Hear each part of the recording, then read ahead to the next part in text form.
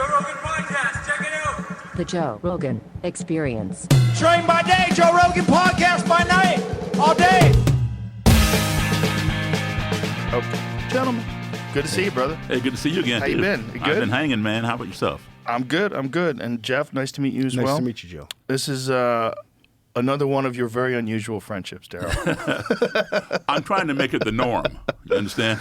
Well, I mean, you're a real example of what can be done just by being a nice person. Hey, thank you, man, for the mention with Bono. Oh, my pleasure. appreciate My that. pleasure.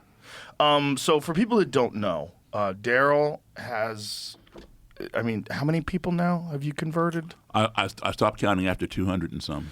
Daryl, his journey initially started, you're a musician, you met a Klansman at a bar, and he couldn't believe what a nice guy you were. You struck up a friendship And I with this played guy. like Jerry Lee Lewis, and he didn't understand that.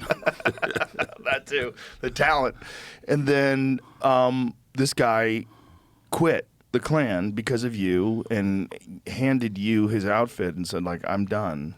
Obviously, I'm wrong. All this is wrong. And you then went on to start meeting a lot of other Klan members and a lot of other, different neo-Nazi factions, and you got a lot of these people to quit these hateful organizations. Well, I got them to rethink because I gave them perspectives they had not considered before or not been exposed to, and that caused them to quit. It wasn't like I wasn't trying to get them out. I was just trying to show them a different path. Right. But it's just your patience and your ability to communicate to people is just very admirable, because that's a very tough path. For people just listening, you're a black man, you're meeting a Klansman, and you strike up a friendship. You wind up having dinner at his house, hanging out with him. He's like, you're actually a really nice guy. He's like, fuck, what the fuck am I doing with my life? And just by your own personality and just being a good human, you converted him. But, an interesting component to that also happens because, there are people who won't talk to me, and they want to fight me and stuff, all the kind of crazy stuff. I've seen it all, right? But some of their buddies who are just as hateful as they are, when they talk to me and they end up leaving, their life improves. Hate is exhausting, right? And hate begets more hate. Yeah. But so when they leave, their life improves, and then the buddy who wanted to fight me or didn't want to talk to me, he sees his buddy's life improve, then he reconsiders. Yeah. So it has that component to it as well. And so it's been more than 200 now, which is really amazing. And I think just these conversations that you've had with a lot of people have sort of opened up a lot of people's eyes as well. It's like, you think of someone like that's a KKK member, neo-Nazi or whatever it is, and you go, well, that guy's got to be a piece of shit as a human being. And then you realize, like, well, a lot of these people just got fucked over in life and started off on the wrong foot and were with the wrong people and got indoctrinated to the wrong ideology and experienced the wrong things. And next thing you know, they have this rigid idea of what the world is and how they fit in. And it's all fucked up and it's all wrong. And they just don't run into anyone that shows them a different perspective. Like, if you're in a small town and you're around just a bunch of assholes all the time, you're around the same assholes, like, you might think everyone's an asshole. Right. And then you go on vacation to, maybe in Hawaii, like, God, everybody's nice here. What's going on? Maybe I have a totally different view of the world. Well, you could have that with everything. You could have that with geographical locations. You could have that with racial disparities. You could have that with everything. Well, I mean, let's take racism out of the picture for a second. Let's look at our own country. As a musician, right? I do a lot. I've played in all 50 states. Okay, and when I go to I have a booking in, let's say New York City. Everything's got to be on paper. Got to sign this contract, and they want things like yesterday. It's very fast paced, et cetera. So you sign a contract and people adhere to it. Whatever. My experience in the South, say Mississippi, Georgia, something like that, they don't care about contracts. Even though I get one, a handshake is good enough. They feel that their word is their bond. Right? So you present them with a contract. It's like, what, you don't trust me? That kind of thing. Right. In the Midwest, which is where I'm from originally, it takes a while for people to get to know you. They want to get to know you before they commit. They're very close to the vest. Out in California, it's like, I'll get around to it maybe next week, maybe the week after. Right. Right. Now, Jeff, how did you guys meet? So I was contacted by a filmmaker, and they said, would you come down and film as part of this program? So I didn't know I was meeting Daryl Davis. In the movement, we knew who Daryl Davis was because he was pulling people out of this movement. Explain the movement. What movement you were a part of? I was a part of the National Socialist Movement. Which is Nazis. Nazis. For people that don't. It sounds like socialists, like, oh, college campuses, you want Marxism, free health care for all. No. Different kind of socialism. Yeah. Yeah. Neo-Nazism, yeah. So. And how did you get indoctrinated into that? So I was a part of that movement for 27 years. Wow. 25. How old are you? So I'm 51. Okay, you look young. I thought you were about 40. I was like, what the fuck? Well, that's okay. No, you look good. Thank you. Which is crazy for a Nazi. You would think it's a lot of stress. You'd think it is a lot of stress. Hate is a lost lot his of hair. stress. Yeah, look, I lost all my I hair. lost mine too, and I'm not a Nazi. You're not my asking. So how old were you when you got into it? When I first started the fascination with it was about fourth grade. Fourth grade. How? My grandfather fought in Hitler's army during the war, and my great uncles did as well. So my mother and grandparents came over after the war. Wait a minute, fought in Hitler's army? Correct. Oh, they fought for the Nazis. Yes. Wow. Yes. So my mother and grandparents came over after the war. But so one would think, so he was indoctrinated by his family. Not the truth. Quite opposite, actually. But I was fascinated. I knew that history, and I knew that my grandfather had fought, and I looked up to him. So I sought out on that journey myself, and got But what involved. attracted you to that? Like, first of all, you said you have a made in Detroit church. Are you from Detroit? Yes. Okay. Well, I'm based in Detroit now. So were you living in Detroit at the time? Yes. So what made you fascinated with Nazis living in Detroit? Well, I grew up in rural Minnesota. Okay. Now, I live in Detroit now is what I meant. But knowing that family history, I just looked up to my grandfather, and I thought, he's a strong individual. This is I'm just going to say it, like I thought it was cool at the time. And there's nothing cool about it. But I wasn't taught to hate. I wasn't raised to hate. And so I seek out this movement. I join as a teenager, quickly rise up through the ranks. Within a couple of years, I was appointed the national leader of that organization. And then I was there for 27 years. So I was taught racism and hate and to be an anti-Semite. Now, when you were in the fourth grade, what were you? Do you remember what your feelings were about people? I wasn't a racist at that point or anything like that. It was just thinking that it was cool, seeing the videos of, I remember watching old World War II documentaries, thinking I'm going to find my grandfather in these footages, and I just looked up to him and I sought out that path. And once you're indoctrinated, once you join and you're overwhelmed with this kind of ideology, it becomes your whole world. It's your echo chamber. Everything about it, everything that you're involved in circles around that world. And so, like, when you're in the fourth grade and you get interested in this, how do you eventually, join up and meet the Nazis? Like, how does that happen? Well, at that age, you're not meeting the Nazis or anything like that. Today, kids are online and they're and they are. Yeah, that's a good point. Right. Yeah. But at that point, I wasn't. So I was searching it out, and by the time I was 18, then I'm joining. Yeah, you didn't have Kanye songs back then. Right. This song is so crazy. Like, somebody needs to pull Kanye aside and give him a hug. That song's crazy. So, what was the first organization that you officially became a part of, and what did they do? So the National Socialist Movement was the group that I sought out. How did you find them, first of all? Because this was all before the internet, right? Right. This was a really kind of strange story. So I'm looking for books. I'm trying to read everything I can on it. I'm trying to find these. Did you have other hobbies or just being a Nazi? No, I had. Were you had into baseball or anything like that? I was a long-haired rock and roll singer. No fucking way. Right. You were a rock and roll Nazi? That's nuts. Right. That seems like that's like jumbo shrimp. Right.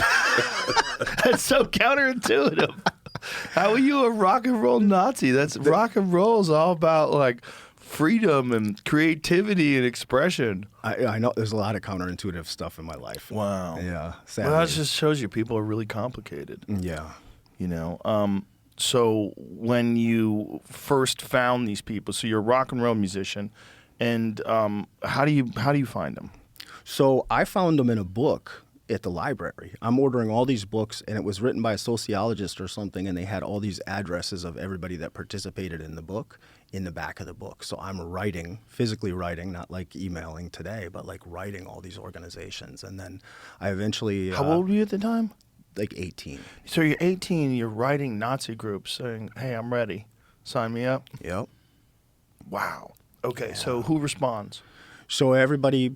Some of the groups were closed down at that point, but most of the groups responded, and I'm looking through all the literature, and I meet up with the National Socialist Movement at the time. It was called National Socialist American Workers' Freedom Movement. Again, this is the Nazis. That's a lot of words. That's what I thought, yeah. So American originally... Workers' Freedom Movement? Yeah, it's a lot of... And freedom for some people. Yeah. Another counterintuitive thing there. Socialist for some people. Some people. Right. And not that socialism, not left wing. Yeah, weird socialism. Yeah. So, like, what were they involved in? Like, so when you meet them, do you have to have is there a vetting process? Do they make sure you're not a Fed or sit you down and, what are you looking for? Why are you involved? Why are you interested? Yeah, and back then the group was pretty small, but the reason that I picked that organization, I mean, it was only in a handful of states at the time I joined. It was pretty small. The National Socialist Movement was a continuation of the movement of George Lincoln Rockwell, who was the original founder of the American Nazi Party. So that's why I wanted to join that particular organization, because it had that history, because I was a fan of history. I always wanted to be as close to the German movement as possible. So that was the group that I sought out. And then there is like a vetting process. They want to know, you sign up an application, and later on in the group, I was doing things like having people sign non-disclosure agreements and doing background checks on people and things of that nature. I want to point this out because this is a really crazy fact. It's going to blow a lot of people's minds. Before World War II, there was a Nazi rally in Madison Square Garden. Yeah, the American Bund, the German American Bund. Yep. It is nuts when you see it in Madison Square Garden. And you see, the swastika, the whole deal, and you're like, this is before anybody had connected this with evil. Right. Like back then, that was an ancient Hindu symbol. Like there's a Hindu temple near my old house in California, and it has swastikas all over it. And because of the temple's from the 1800s, and they have to tell people, hey, like this is a sign. Hey, it's not that kind of swastika. Right. Back in 2018, the State Department sent me over to India to speak and lecture, and you see these all symbols. over the place. Yeah, because it's a peace, good luck kind of thing. It was also a symbol for Shotokan karate. When I was a kid, when we would meet these Shotokan karate tournaments, we'd go to tournaments and meet these practitioners. Some of them would have swastika patches. This is in the 80s. This is nuts. Wow. Jamie, show that photo again. There's a video. Oh, okay. Show the video. It's really crazy because you see this enormous crowd. And this was before people had associated Nazis with a bad thing. Back then, it was just this National Socialist Party. They thought, okay, we're good. By the way, that's how everybody used to salute the American flag. Did you know that? Yes. Which is really crazy. The Nazi salute now that Elon got in trouble for, that is how you used to pledge of allegiance. Right. Yep. And then once the Nazis came along, they're all right, we got to abandon that. Yep. This is connected. Got to ditch the little mustache and no more of that. But this is it's a really crazy video to watch because it really makes you think like how things can shift. Well, the highest percentage of white people in this country are of German descent. Really? Yeah. The second highest are of British descent. Yeah. Wow. I had no idea. German. I would have. A lot of people think it's British, but it's I would have German. thought, yeah. God, that's nuts. And then you notice in that video, Joe, they also have George Washington up there. So Yes. they've Americanized Nazism. But it was different back then, right? This wasn't a racial cleansing. Like they weren't involved in eugenics. They weren't thinking of those terms, right? I think that all came later, but this was all part of the movement here in the U.S. Right. But what was the core tenets of this movement, the American Nazi movement, in the 1930s before the war? Basically, it was German activists, and they were allied with Hitler's National Socialism. That was So was it anti-Semitic? Was it anti-Jewish back then? Sure, yes. It was. Yes. Even so, this whole rally, It's a big anti-Semitism rally. Yeah, I mean, that was before my time, but I You're would, a historian on the Yeah, Nazis. yes, though. yes. Seems like you're an enthusiast. I was, yeah. So, when you first get brought in, you're 18. Like, what do they give you tasks to do? Do they teach you about things? Like, how's it go? Yeah, so a lot of the propagandizing and stuff is books that you're reading and studying and stuff, but the group had like meetings. You would have literature distributions. It would do Like Mein Kampf? Like, what kind yeah. of reading that? Yeah, I had already read that at 16. I already read that, but the group is recommending books like that or Henry Ford's International Jew, other books like that as well. Is that Henry Ford, the car guy? Yes. He wrote a book called International Jew? Yes. You know, he was very, very anti-Semitic, and he supported the Nazis. Whoa. Yeah. Henry Ford had a picture of Hitler on his desk, and Hitler had a picture of Henry Ford on his desk. Whoa. You'd be surprised, man, about, I drove here about in a some Ford. of the people. Fuck. Walt Disney, same thing. IBM at the time, Yeah? same thing, yeah. Oh, I knew about Walt Disney. I had heard about Walt Disney, and I had heard something about the roots of IBM as well. Well, I mean, so many German automobile manufacturers, right? Like Audi, Volkswagen, all started off as Nazis. Even Mercedes, right? Wasn't it a Nazi-owned company? I don't know if they were owned by the Nazis, but they were definitely a German company, yeah. That was one of the craziest things about the Kanye thing, because Kanye lost his contract with Adidas because he had said anti-Semitic things. Adidas was started by the Nazis. Wow. Which is just like, but that goes to show people can advance and change. Yes. The Red Cross used to not allow black blood. And then when they finally allowed black blood, they said, to when donate was blood. this? Back when the Red Cross first started collecting blood, okay, because, as you know, or you probably know, Charles Drew, a black scientist, right, was the one who discovered how to give, blood transfusions, right? So Red Cross began collecting blood, and they would not take black blood. And then when they finally took black blood, they segregated the blood. It doesn't matter if it's a black person's blood. You should segregate it by O positive or O B negative or whatever it is, right? But not by the color of someone's skin. That's crazy. So they give you books. They, kind of indoctrinate you. Like, what is it involved in being a member?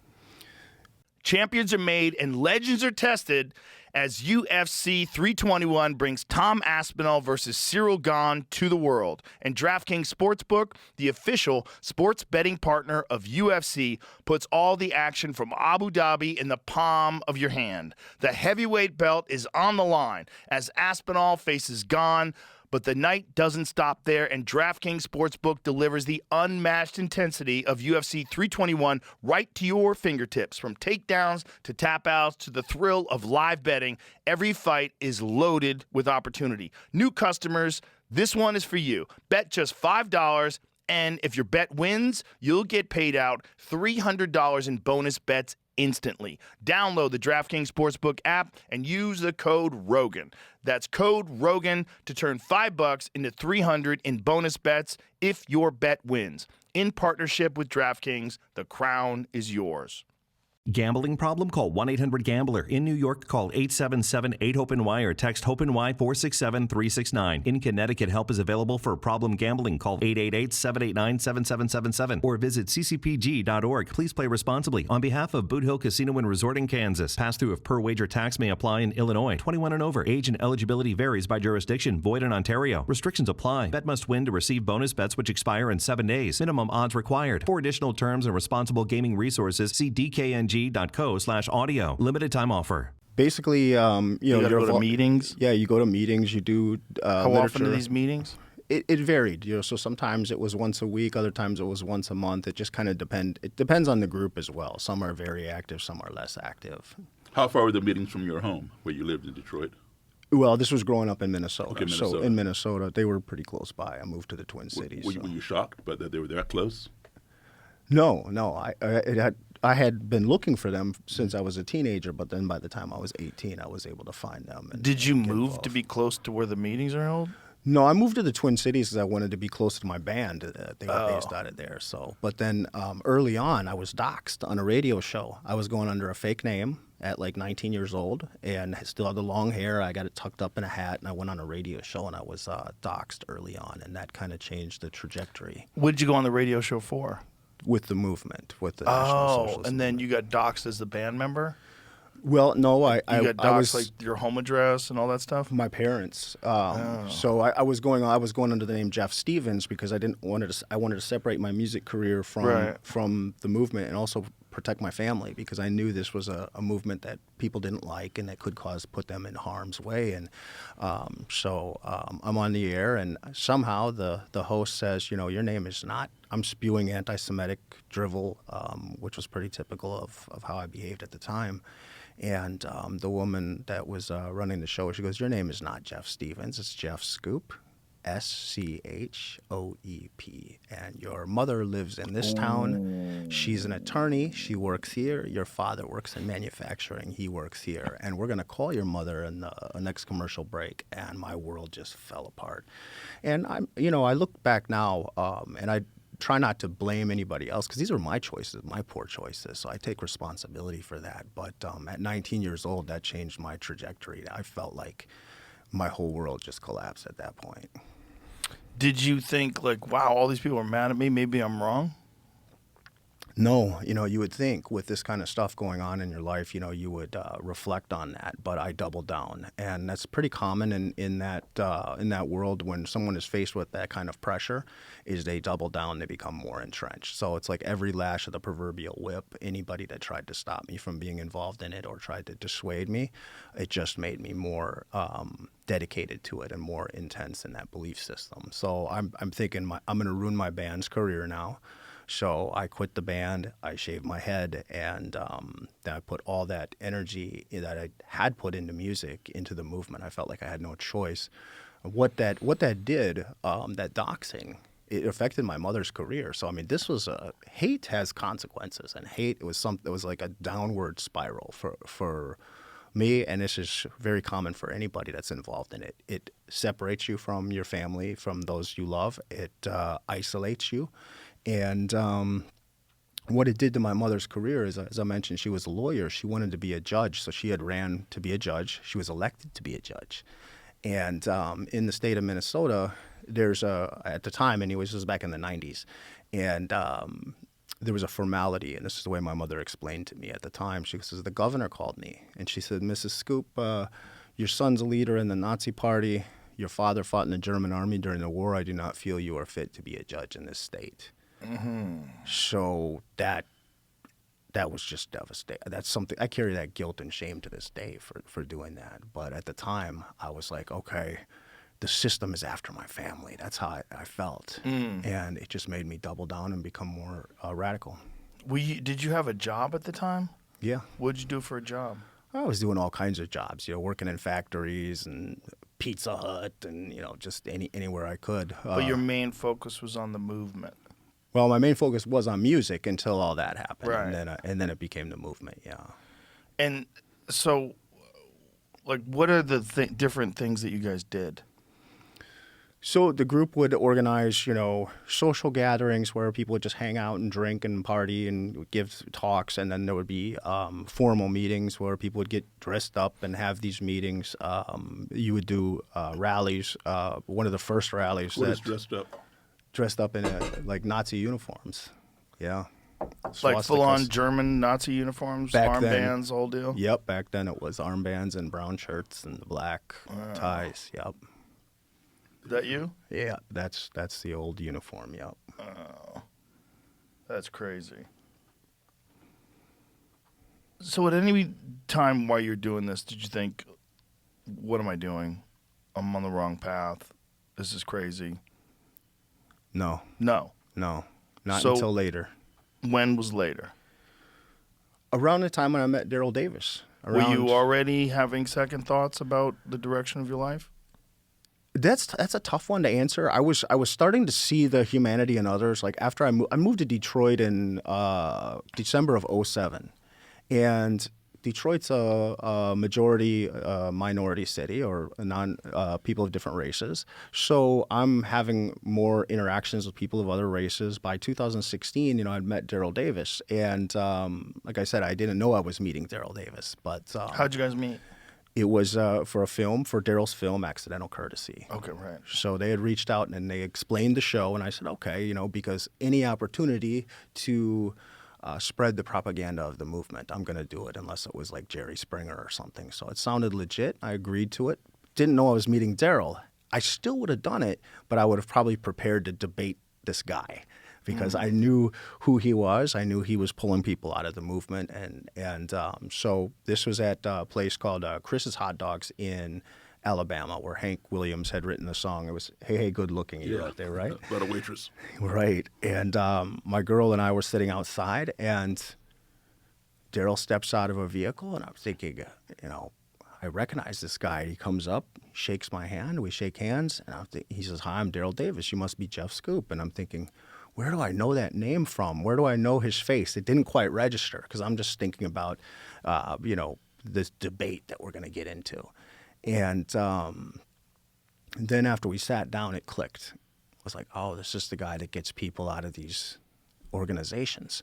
So at this point, I'm the head of the National Socialist Movement, and Daryl and I are getting along great. We're talking about music. We're talking about all these kind of things, and it clicks in my head, oh, wow, I'm getting along too well with this guy. He's the enemy, or so-called enemy. He's on the other side. So I better step it up here. So I pound my fist on the table, and I said, Daryl, I'll fight to the last bullet for my people.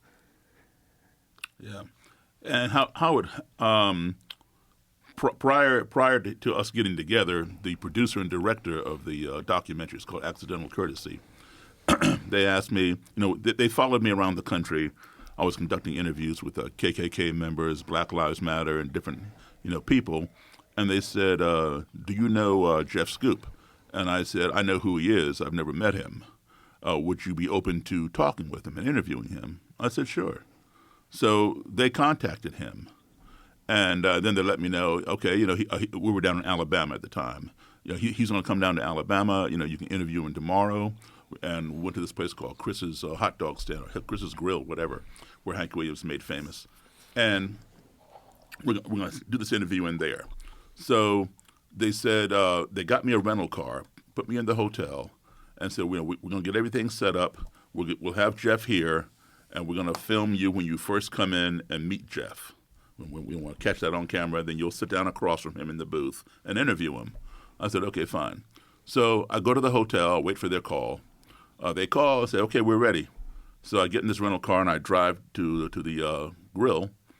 And when I pull up, I see who looks like Jeff sitting on this bench out front with this girl. So I'm thinking, well, that can't be him, because he's supposed to be inside sitting in the booth. So I just sat in the vehicle, looking at him, just trying to figure this out. Maybe he came out for a smoke or something like that. I'm watching him. He's not going inside. So I got out, and when I got out and started walking towards him, I think, that is the dude. I'd never met him, but I knew what he looked like. I said, I wonder why he's out here. So I went over. I said, hey, are you Jeff Schoep? He goes, yeah. I said, I'm Daryl Davis. Shook his hand. He introduced me to his lady friend.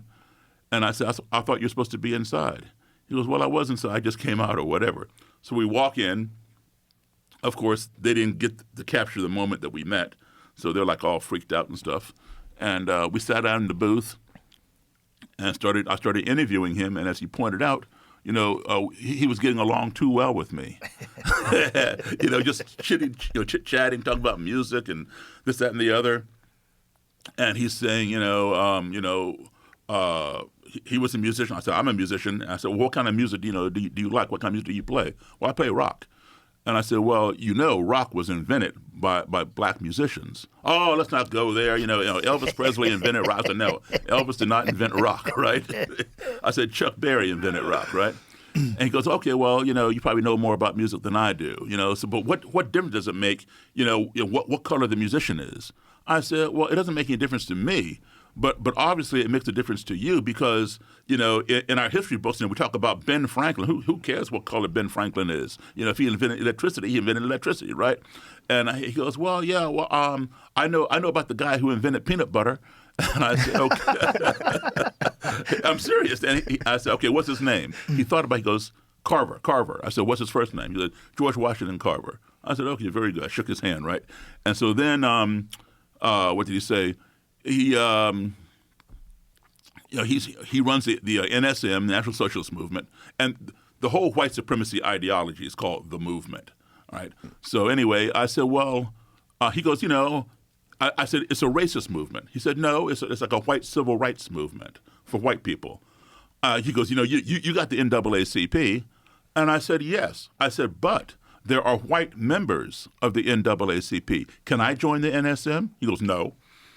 And, I said, well, why not? Well, then it's a racist movement. And then we got into it, and he goes, I will fight to the last bullet for my people.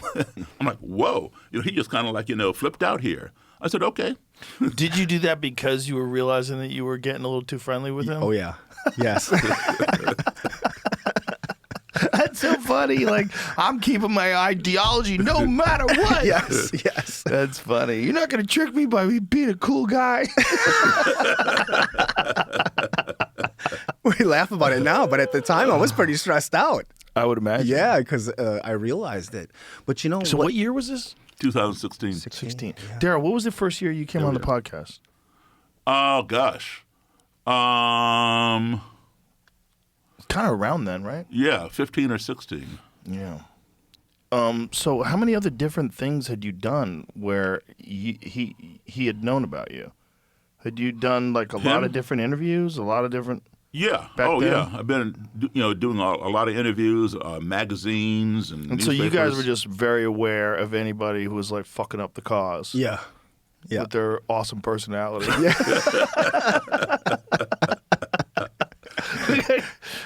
I mean, think about it. You're in this movement, and you've got a guy that's pulling people out, and he's not just pulling out just anybody. Some of these people Grand were Wizards Grand and shit. Wizards, Grand Dragons, and Imperial Wizards. Yeah, Wizards and Dragons is fucking hilarious, by right? the way. So after the thing was over, they're meandering around, getting their cameras packed up. I pulled Jeff aside and just talked to him, just one-on-one, man-to-man, no cameras, whatever. And we just talked about a couple of different things, talked about women and this, that, and the other, and just what guys talk about. Normal. Yeah, and we exchanged phone numbers, and then the following year, 2017, he was involved in that large white supremacist rally in Charlottesville, Virginia, that turned deadly. And I knew a lot of the people who were involved in there, including that was the one when the guy in the car ran over people in the crowd. Yes. And I know the guy who organized that thing. He's been in my house. I've sat down with them. I've been in some of their homes, et cetera. And I've gotten wind that Jeff was rethinking. I said, what? Let me stop reading all this stuff and find out for myself. So I found his number that he'd given me, and fortunately he still had the same number. I called him up, and we he remembered me, of course, and we chatted on the phone. And then I had we stayed in contact, and then in 2020 I had a gig up in New York City. And they were, they booked me and said, talk about, how you meet these people and what you all talk about and what they think about this. I said, well, wait a minute. I can tell you about how I meet them and how I go about it. But as far as what they think about stuff, I can tell you, but that'll be secondhand. I say, if you want, I can bring people, because every now and then I bring a former Klansman that I took out of the movement or whatever to talk, answer questions. I say, well, how about if I just bring somebody? Whoa. We got to clear that with the sponsors or whoever. So they got back to me and said, yeah, who do you want to bring? I said, well, let me give you some options or whatever. So I called Jeff. I said, would you be willing to come out and talk about, your experiences, what got you in, what got you out, et cetera? And he said, yeah. So I called him back. I said, okay, I got this guy. He was the commander of the largest neo-Nazi organization in the country for 25 years. He was a 27-year member. And they said, okay, fine. So I called Jeff back and said, okay, you're on, man. They're going to fly you out to New York, and you'll come on. And this is the first time we'd ever done anything together like that, where we both are on the same page, right? And it went over very, very well. And that was the last gig either of us had before everything got shut down for COVID. Now, when you said, this is an ad by BetterHelp, we have a lot of big holidays coming up, but before you start preparing for trick-or-treaters or make plans for travel for Thanksgiving, there's one other big day you should focus on, World Mental Health Day. It's October 10th, and if you don't know already, it's a great day to send some love to therapists. Maybe a therapist has made a positive impact on you or someone you love. Therapists listen, ask the right questions, and help someone move forward. They can help you if there's something keeping you up at night. If you're looking for a safe space, BetterHelp is a good place to start. They've spent the past decade helping people connect with the right professional therapist, and based on the millions of highly rated reviews, it's safe to say they do a great job. BetterHelp does most of the work for you, too. All you have to do is fill out a quick questionnaire. This World Mental Health Day, we're celebrating the therapists who've helped millions of people take a step forward. If you're ready to find the right therapist for you, BetterHelp can help you start that journey. Our listeners get 10% off their first month at betterhelp.com/JRE. That's betterhelp.com/JRE. You're both on the same page. What do you mean by that? Well, both in the same mindset. He's not fighting to the last bullet for his people. He's fighting for all people. He realizes that what he had experienced for 25 out of the 27 years he was a member, he no longer wanted to do. And so when exactly was that shift for you? So I broke free from the movement in March of 19, but I was going through this process for several years. So typically you want somebody in like the work that we do, we want someone to disengage from the movement, and then we work on the de-radicalization part. My journey was backwards. So I'm de-radicalizing while I'm still involved. Now, if somebody would have told me that while I was involved, those would have been fighting words, but it was basically like the mind wasn't catching up with what was going on. So that's when I was starting those last years when I was involved. I'm saying this is a white civil rights group. It's not a hate group. And from the outside looking in, you go, man, this guy's insane. Of course it's a hate group, and I see that now, obviously. Tell them about your girlfriends who told you it was a cult. Yeah, so when I was involved, every girl that I was seeing, and I was seeing quite a few different women, just about every one, that if they would come and check out the movement, they would say, whoa, this is like a cult, and you're like a cult leader. And I'm thinking in my head, what is wrong with these choices I'm making in women? What is with these poor choices? You know what I mean? Like right. That's a serious cognitive dissonance. But that's the thought that goes through your head is like it's not me. So was it initially meeting Daryl that started this journey for you? Yes, it was one of the major first seeds. But you guys hadn't seen each other for quite a while, and then on your own, you just started exploring these ideas and changing your perspective. Well, that, and then not long after meeting Daryl, I met a Muslim filmmaker by the name of Dia Khan, and in her film, White Right Meeting the Enemy, and I'd gotten to know Dia quite well over the course of that filming, and there was a number of people that left the NSM from interacting with Dia, and she has a very similar approach to how Daryl Davis approaches things. It's about listening, it's about being curious, it's about asking questions and sharing different perspectives, and that curiosity and that sincerity, it can help restructure the way someone thinks and the way they see people. So like Dia says to me, and this is actually in the film White Right Meeting the Enemy, you can see the change. Like I show the clip a lot of times at my talks, and I'll tell the audience, I'll say, take a look at my eyes in that clip because you can see it. The cameraman caught it, zoomed in on my eyes.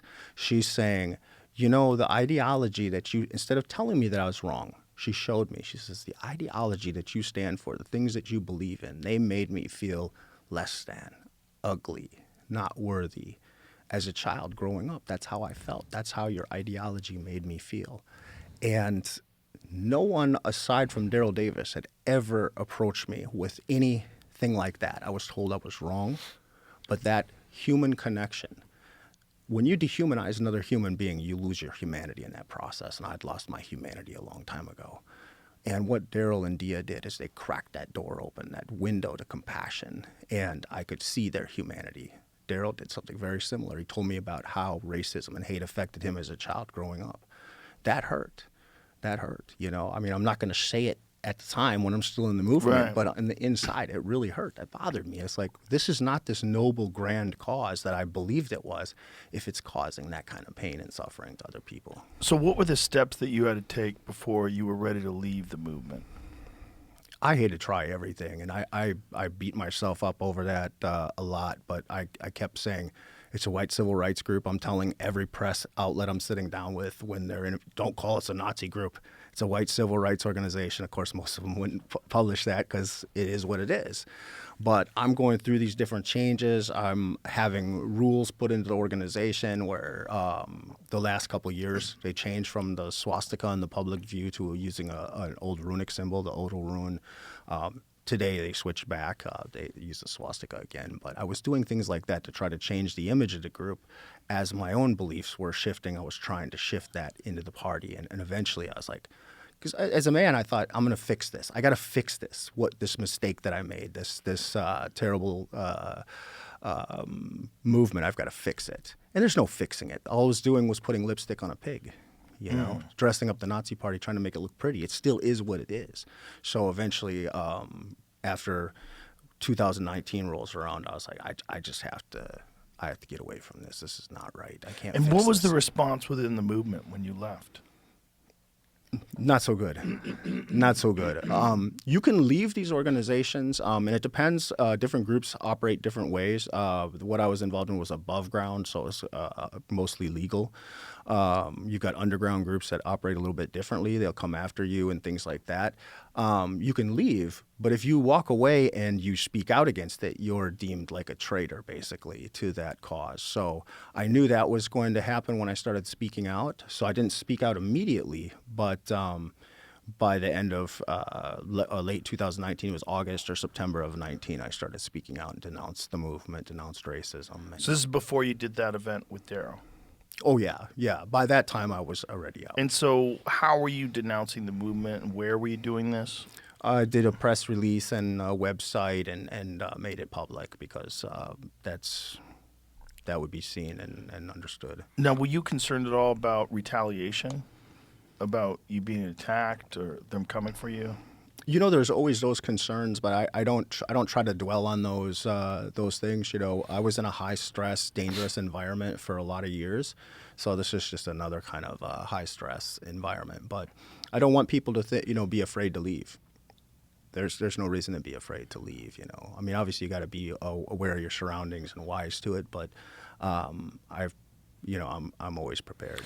And when you were leaving, and when you were on your way out and changing your ideas about the movement and then leaving, did anybody come with you? A lot of people came with me. The National Socialist Movement was the largest neo-Nazi organization of its kind when I left. Today, it's quite small. It's barely hanging on. So People in his movement began emailing me, people I didn't even know, and asked me, is this true? Because he'd mentioned my name or whatever else. And I said, yeah. And next thing you know, they're leaving. And I'd call him. I said, do you know so-and-so? Yeah, he was in my movement, I said, well, he called me or he emailed me and wants to get out. Wow. So how many people do you think left? Oh, hundreds left. How many are in? It's How big is the movement in total, roughly? We never had a solid number on it, but over the years, I could tell you there was thousands and thousands of people that were involved.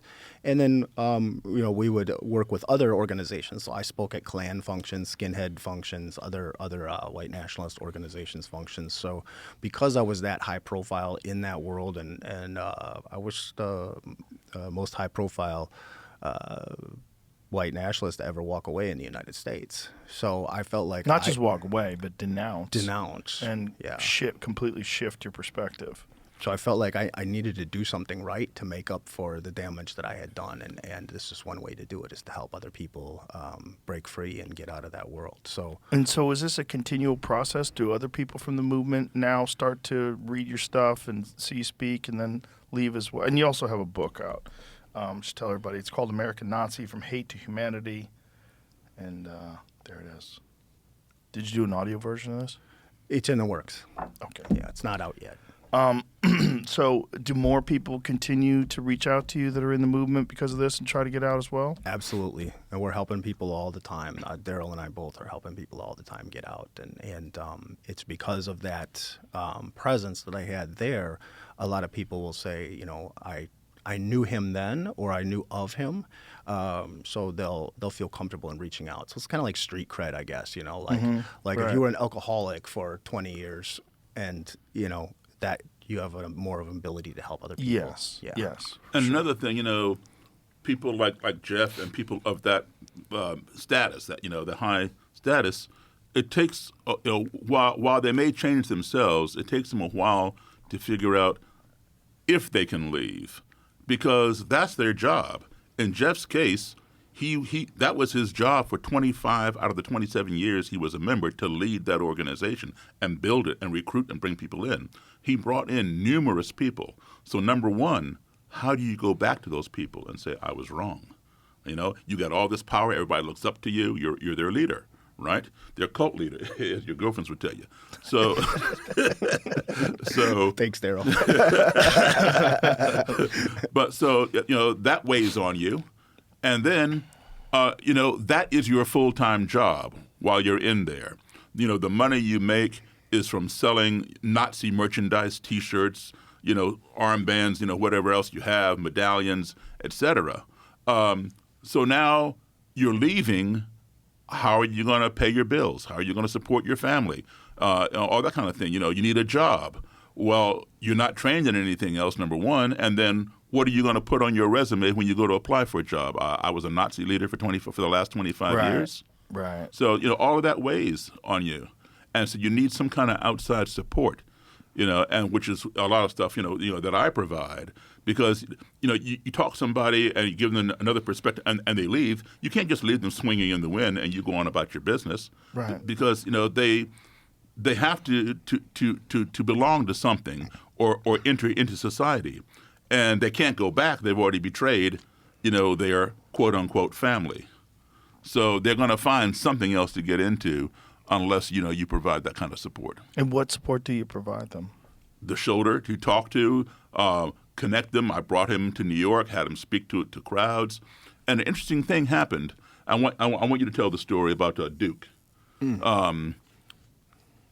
Show him to other people, let him know, hey, Daryl Davis is not an exception, because, what I need to do, I find oftentimes is, when I become friends with these people and the mentality becomes, Daryl's okay for a black guy. It's all those other black people or all those other Jewish people, that kind of thing. So when I feel I can trust that individual, right, that they're not going to bring harm to, I'm not concerned about myself, but I know that they're not going to bring harm to friends of mine or other people, then I will invite them, to my home, invite some of my Jewish friends, some of my other black friends, some of my white friends who look just like them but don't agree with them.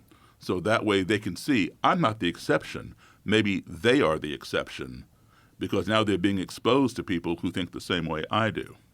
Right. Now, were you doing that for money? Were you running the movement? Was that your job, or did you have another job as well? For a lot of years, I was basically running the record label of the movement, and that was my job as well. So. Oh, the movement has a record label? White Yes. Power Rock. Yeah. Oh, Christ. Yeah. So that was my job. Yeah. So you had to find another job too, Yeah. and you have to find a job where they're willing to hire a Nazi. Former Nazi. Former. Recently. Get it right, Joe. Come on. Come on, Joe. Recently, though. I mean, it's tough on a resume. Yeah. Like, what did you wind up doing for work? It was tough. It was tough for a while.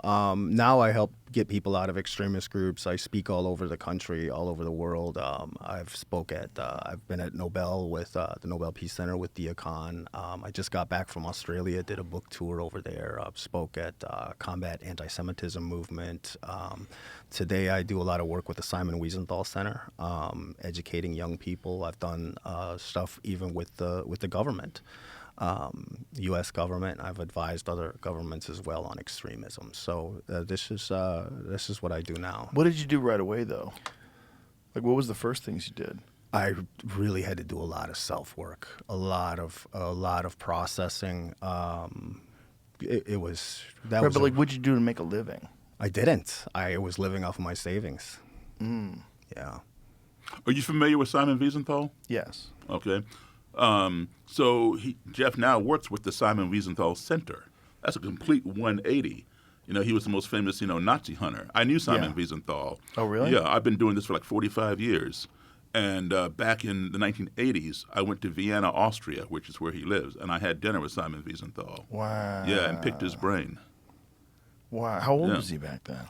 He was old back then. Yeah, I'm not sure how old he was. He was probably maybe in his 70s, maybe. You know a fun fact?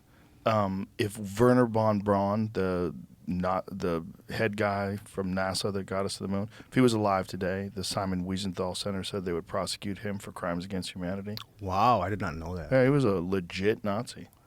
Yeah, Operation Paperclip. The United States brought over all the best Nazi rocket scientists to structure our rocket program.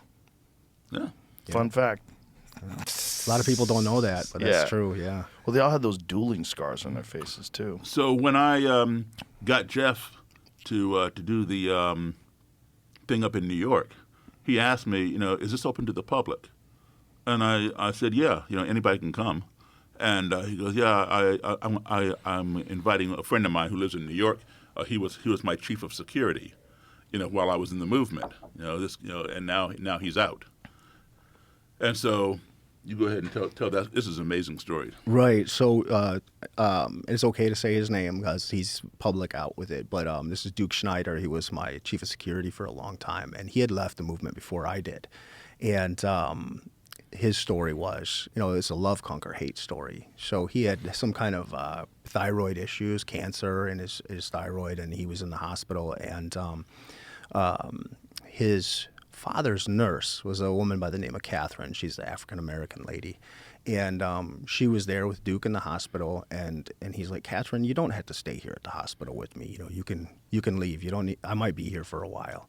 And she says, I'm not leaving your side. I'm going to be here in this hospital until you walk up out of here and you're better. I'm going to stay here, so don't argue with me. I'm going to be here. And at that moment, Duke looks to her and he says, when I walk up out of this hospital and get better, I'm going to marry you. Whoa. And they have been married ever since. And this is one of this couple, if you see them, you'd swear they just like high school sweethearts. They're just amazing, amazing people. There's Duke Schneider, yes. That's crazy. Wow. So, this goes to show, Joe, we all, you, Jeff, me, anybody we know, when we were kids, we were told a tiger does not change its stripes. A leopard does not change its spots. That's who they are. And that is true. So why would we think that a Nazi or neo-Nazi or a Klansman would change their Robin Hood or their swastika armband or something? Well, that's where we're wrong. The stripes and spots on the tiger and lion are immutable characteristics. They're born with those. They can't change them. But the Klan robe and hood and the swastika are acquired. That's learned behavior. And what can be learned can be unlearned. Jeff is an example of that. Duke Schneider is an example of that. And when I first got into wanting to meet these people, I wasn't trying to get anybody out. And I still don't really try to get people out. I just want an answer to that question that plagued me from the age of 10. How can you hate me if you don't even know me? Just tell me that, and then you go your way, I go my way. But what happened was, during the conversation, you start off this far apart on the ideological spectrum. You talk to somebody for 5 minutes, that gap narrows because you found something in common. Right. You keep on talking, now you're here. You found more in common. At this point, you're having a cordial relationship with your adversary. You might not be going out to dinner with him or whatever, but you're having a cordial relationship. Keep on talking, and you found more in common, and now it's like a friendship. You don't agree on everything, but you have found more in common than you have in contrast, and the trivial things that you found in contrast, like skin color or whether you go to a church, a synagogue, a mosque, or a temple, begin to matter less and less because it's caused a cognitive dissonance. Yeah. And so when the first person left, I thought, this person, this is a fluke. This guy probably wasn't, invested in it fully. But then it happened again and again and again. And I thought, okay, well, now something I must be doing when I'm interviewing these people. This back when I was writing my first book. What am I doing? And I narrowed it down to about 5 core values that everybody wants. Between traveling with my parents as a child in the U.S. State Department, Foreign Service as diplomats, and now traveling as an adult musician and lecturer. I told you before, I've been to all 50 states. I've been to 64 countries on 6 continents. And I can tell you this, no matter how far I've gone from our country, right next door to Canada, right next door to Mexico, or halfway around the globe, no matter who I meet, maybe around the world, they don't look like me or speak my language or worship as I do or not worship at all, I've always concluded that every person I've met is a human being. And as such, every human being wants these 5 core values in their lives. Everyone wants to be loved. We all want to be respected. We want to be heard. We want to be treated fairly and truthfully. And we want the same things for our family as anybody else would want for their family. And if we can learn to apply those 5 core values or any of those 5 values when we find ourselves in an adversarial situation or in a culture or society in which we're unfamiliar or uncomfortable, I'll guarantee you that your navigation of that society, that culture, that situation will be much more smooth, much more positive, and much more productive. And so that's what was happening, because these people had been interviewed before, but they didn't leave. So that, is how you talk to people, not more so than what you say to people, and how you listen to them, And when I say respect, it doesn't mean that I respect what they're saying. I'm respecting their right to say it, right? Right. And so I think, that's been one of the key things that worked with Jeff and worked with other people. And when it started happening more and more, I realized I'd stumbled onto something, and I needed to keep doing this. And that's why I'm still doing it today. And Jeff and I go out, oftentimes. We just came back from Indianapolis a few weeks ago. We were in Orlando speaking to the Holocaust Center there and wherever else. When you look back on your life and you think about the enormous amount of time that you spent in the movement and now being essentially of a completely different mindset, like, what does that feel like for you when you look back on yourself? It's like 2 different people. So like a lot of times when I'll speak about that life, I'll say that was my past life. I know it's not my past life, it's still the same life, but it is like looking back at a different person. Like when I started doing work with the Wiesenthal Center, one of the things was after talks, a lot of people in the Jewish community were like, I don't get it. You're such a nice guy. I don't get it. It doesn't make sense. So we started showing video clips of my speeches and things that I did when I was in the movement ahead of those things.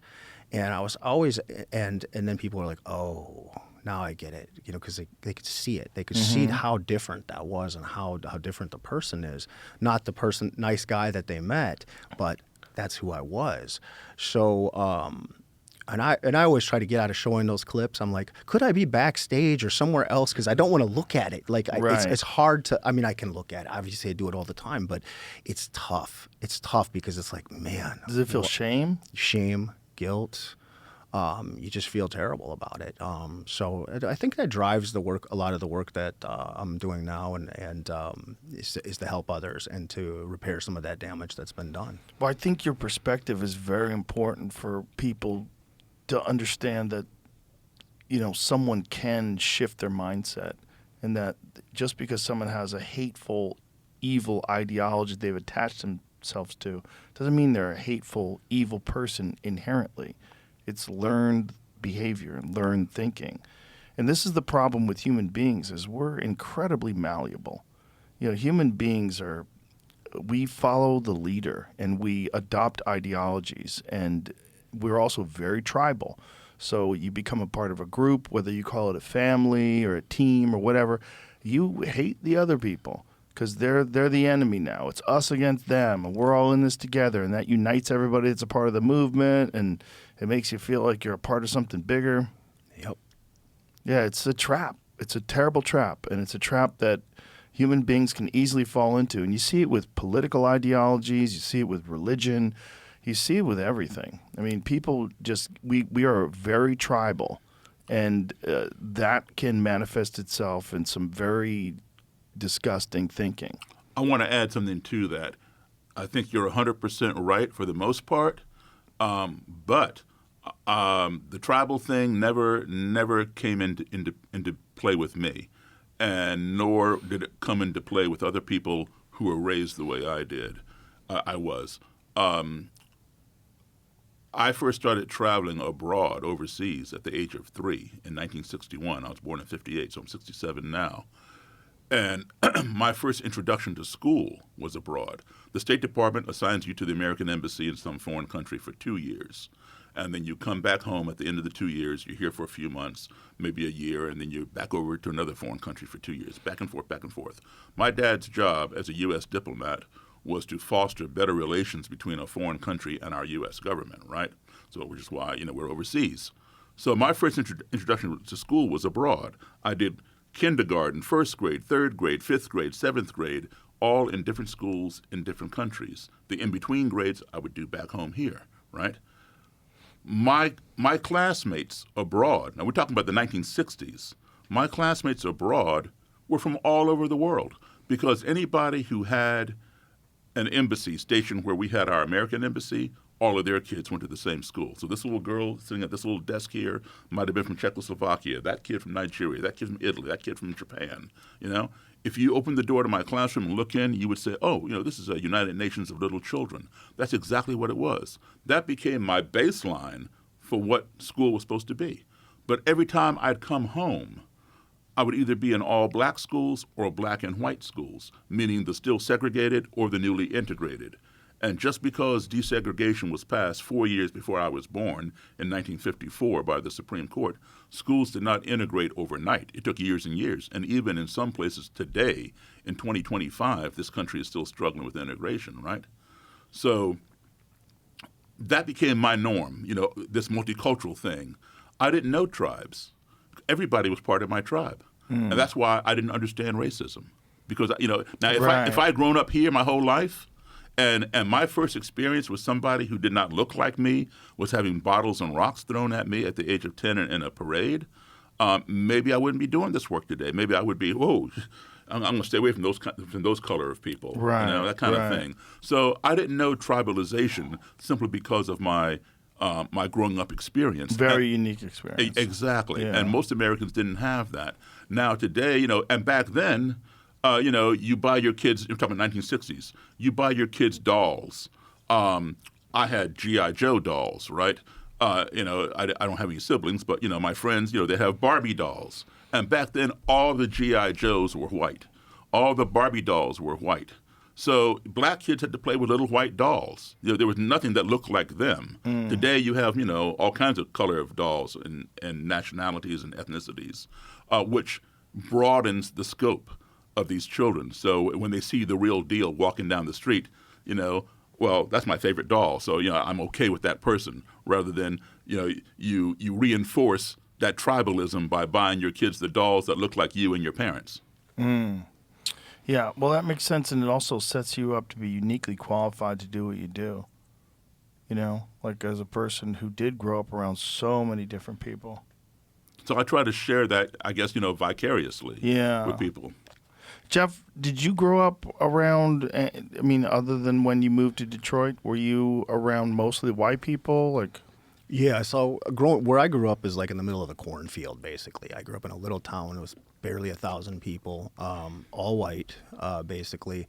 The only interactions you had with other races was typically in the summertime, like when farm workers would come up from Mexico and things like that, and a lot of times people just didn't talk to them. So I didn't really have hardly any interactions with people of other races.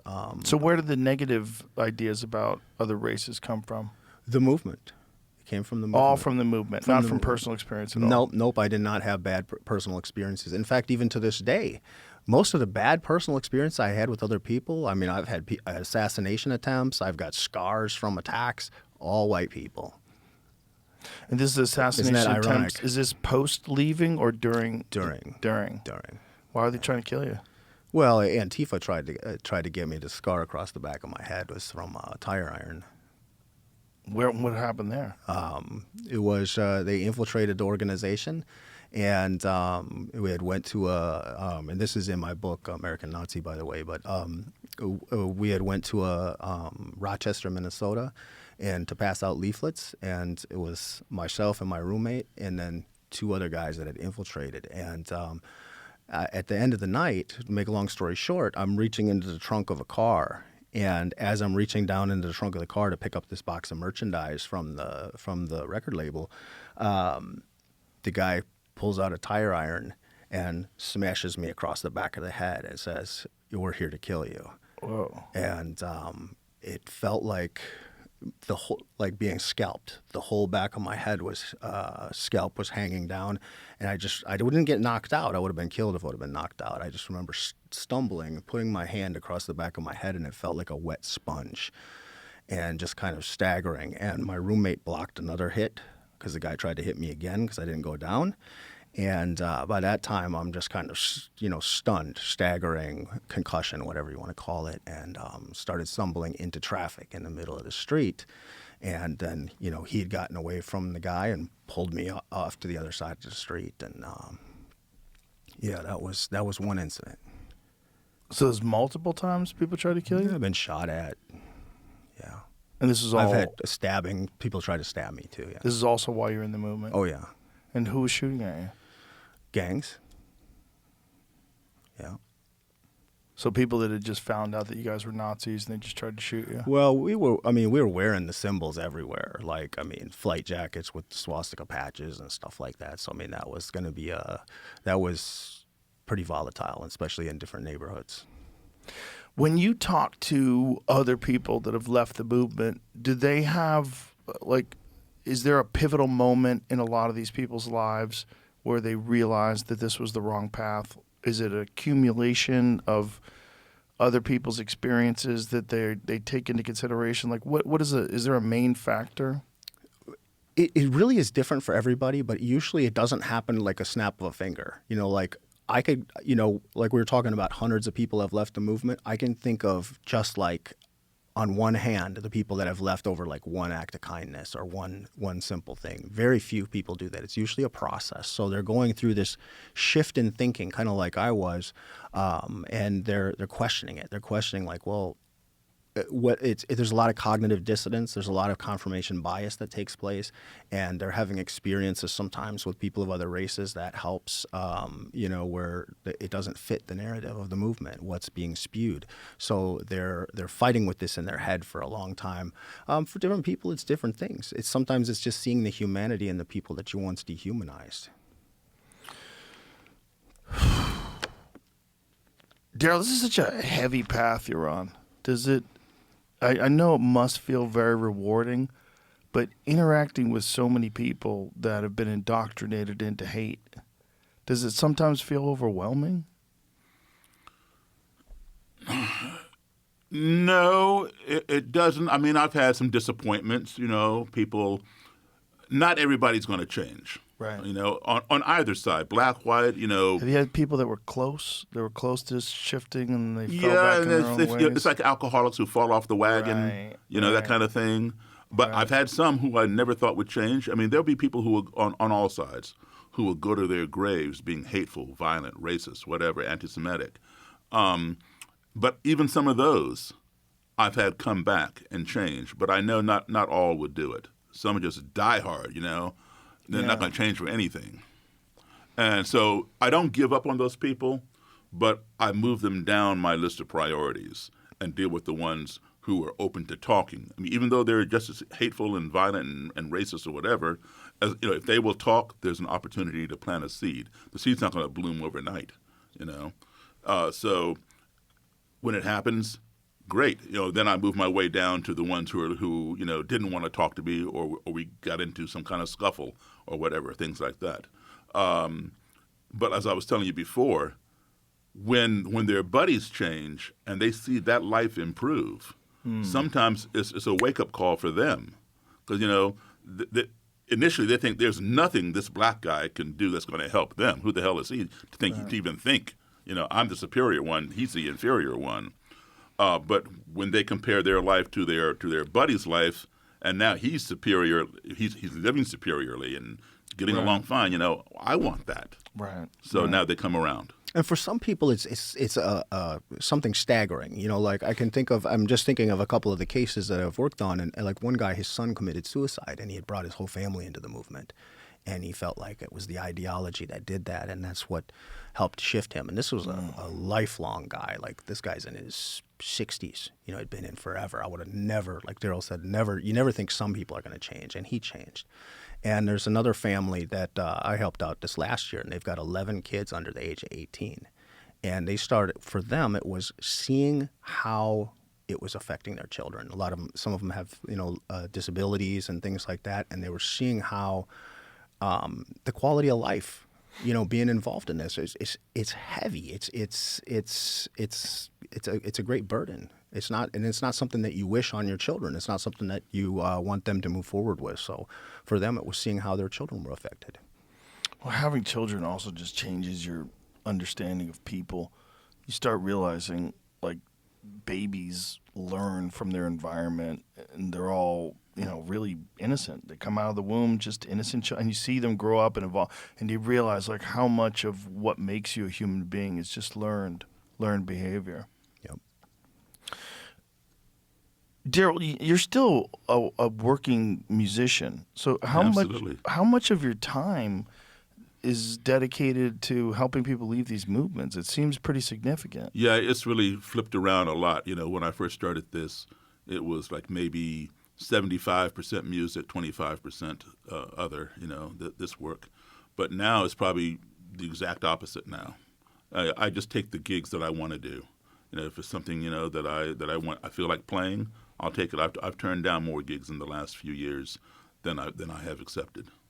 And does this feel right to you, or do you sometimes wish that someone else would, like, carry the baton? Well, I wish people would carry the baton and improve upon what I've done. I'm just one person, but there's always room for improvement. Somebody can take my template and make amends to it or whatever. I would hope people would be inspired to do that, and there have been some. But I mean, would you rather have more time for your music? Like, that's... Well, I'll put it this way. Music is my profession, right, for sure. But improving race relations is my obsession. And I would much rather be on stage playing my piano with my band, seeing people smiling and dancing and clapping their hands, than going to a Klan rally and watching people in robes and hoods march around a burning cross yelling, "White power." You laugh, but that's what I do. I know. It's crazy that you do that and have any feeling of safety while you're there. Well, I mean, there are people who don't want me there, and they resent it, and they get into it with their leaders, and their leaders end up banishing them and stuff. But Jeff can tell you, because he's been to a lot of Klan things as well as his own organization. It's run kind of like a paramilitary. All right, so you have two kinds of rallies. You have public rallies and you have private rallies. So a public rally is, you want to have your Klan rally or your Nazi rally over here in the park on Main Street. So you got to go to City Hall or wherever and apply for a permit, right? That's public rally, it's public park. So anybody can come. You can come, I can come, whatever. Now, if there's potential for violence or whatever, there's going to be a barricade of police in between the ralliers and the protesters, so they can't meet each other, right? You can yell and scream over the police head, right? But if it's in some rural place, like he's talking about in rural Minnesota, everybody can go. There's not a whole lot of police presence. It's mostly white people. And but if it's a private rally, it's on private property. One of the members might have a farm. And, okay, we can have the rally on my farm. Well, you just can't walk on somebody's farm unless you're invited. So you have to be invited by one of the higher-ups. In his case, the commander. In the Klan case, the Imperial Wizard or the Grand Dragon. And so if it's like a Simon Says, if the leader invites somebody, then all the members have to respect that. You don't bother that person, whether you like it or not. Otherwise, you'll suffer some consequences. And why would those leaders invite you? Curiosity. I treated them fairly. I applied those 5 core values. I'm writing a book. I need to know what goes on at a rally. You all say, you don't do anything malicious or whatever. Well, show me. Let me come see the rally. Like if you're going to write a book on football, you can go to the library and get tons of books and research it and write it and have never gone to a football game. Right. Okay, but if you really want to, write an accurate one and from personal experience, you need to go see a football game. Right. So how am I going to write a book on the Klan from A to Z without ever seeing a Klan rally? Right. So that's why I want to go, and I explained that to them, and it's, they say, okay, So I've been to both private and public. Who's easier to convert, Klan people or Nazi people? I would say probably Klan people. They are, depending upon the individual groups, because I don't want to say that a white supremacist of any group or even individual races is stamped out of a standard cookie cutter. They come from all different walks of life, all different educational backgrounds, reasons for joining, etc. But the Nazi movements, not so much the skinheads. The skinheads are very disorganized, disjointed. They go off the rails. They don't listen to anybody, within their own command or whatever. Where the Klan does have some respect for or a lot of respect for their higher ups. The Great Titan, the Grand Dragon, the Imperial Wizard, etc. But the Nazi movements, a lot of the larger ones, like his former movement, is very militarily run, and there are quick consequences if you step out of line. So I don't like Joe Rogan on my rally ground, but my Grand Dragon wants him here. I'm going to be cool. I'm not going to say a word to him. I'm just going to stand over there because I know if he gets in my face, I might say something and then I'm going to get banished or whatever. So it's very much run like a military in a lot of ways. Yes. Did you guys train? Did you have training exercises and different things that you did? Yeah, later on in the group, there was paramilitary training. There was a rank structure, so people, like the military, and it was very, very controlled in that sense. So, when you say paramilitary training, what were you preparing for? In these movements, they believe that the United States government is going to collapse, whether that's through a race war, or civil war, or anything like that. And this goes far right, far left. Most extremist groups have this, or even the jihadi type religious extremism. Mm-hmm. They have this idea that they're going to rise up and be the leaders of the future tomorrow. So, groups like this prepare. So they do what you call militia training, I guess. Jeez. So now, interestingly enough, right? He mentioned the word militia. Okay, so when you have very subtle nuance here. When you have a bunch of white guys who go out in the woods and practice shooting and they're in their camouflage and practice survival skills and all that kind of stuff, they're called militias. But when you have black groups that do the same thing, they're not called militias, they're called militants. But it's the same thing. But the word militant has more of a negative connotation than the word militia. Really? Yeah. Interesting. Who's using these terms? By whose standard? By the general public standard, especially white people. We use those terms. They were referred to blacks as being militant. Well, you very rarely hear when you hear about militias, it's usually kooky white people. It's usually white people in Idaho or some groups outside of Coeur d'Alene and right, and the Aryan nations. The people in Washington Michigan, State, where his state, they have a lot of militias in Michigan. Timothy McVeigh, was part of a militia, and there are other ones, and they have different names to cover up, like he used Jeff Stevens to cover the thing. There was a Klan group out of Texas. It was the ambulance service, just a store window name to cover up the real organization. But speak to the recruitment today. I mean, these groups have always, since the beginning of time or the beginning of their inception, have always recruited law enforcement and military people into the ranks of the group. But now it's even more concentrated where they really are going after a lot of law enforcement and military, especially those people, veterans, who've only been in the military, Air Force, Army, Marines, Navy, whatever, for 2 years. They feel that if somebody's in there for more than 2 years, they've become loyal to the government. So you really can't, it's harder to pull them.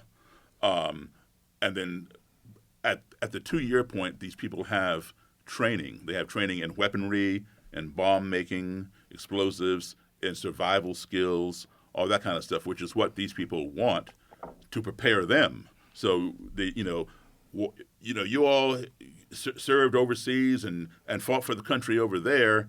Now why don't you come fight for our country right here? Because this is going on in our cities. Look what's happening in Washington, D.C. and Chicago. The Jews and the blacks are taking over and da-da-da-da. Come fight for us here domestically. Mm-hmm. And so they get lured in, and then they learn these weapon skills because, and then they turn into lone wolves. That's why we're seeing so many lone wolves. But what's actually going on here, Joe, is this. I learned this back in 1982, all right? Let me go back a little further than 1982. 1974, I'm age 15 in the 10th grade, sophomore in high school. And we had a class called the POTC, which stood for Problems of the 20th Century. Had a great teacher. It was a class for seniors, 12th graders, but I was taken as a 10th grader. He'd bring in different controversial speakers, talk about different abortion, all kinds of controversial things back then. And one day, he brought in the head of the American Nazi Party. All right. Now, as Jeff pointed out, the Nazi Party was founded by a fellow named George Lincoln Rockwell. And by the way, one of Rockwell's daughters, who long ago disowned her father, was a teacher at my school. But she had, a lot of people didn't know that. But anyway, George Lincoln Rockwell was murdered by one of his own Nazis, a guy named John Palter. He got into it. It was founded about 35 minutes from my house in Arlington, Virginia. And John Palter shot and killed Rockwell out there on the street on Wilson Boulevard. So Rockwell's right-hand guy was a guy named Matt Cole, Koehl. And on this day in 1974, Matt Cole and his right-hand guy, they're the heads of the American Nazi Party now after Rockwell, came to my school, to my class. And they spoke to my class. Now, you could never do that today. But I'm glad we were able to do that back in 1974. I wish that kind of thing would happen today so people can see what's, freedom of speech and all that. Matt Cole pointed at me and pointed at another black kid in my class and said, "We're going to ship you back to Africa." And then he went like this, "And all you Jews out there, you're going back to Israel." Now, I'm 15 years old. Right? I just sat there like looking at the guy like, what on earth is this man talking about? I didn't say anything to him.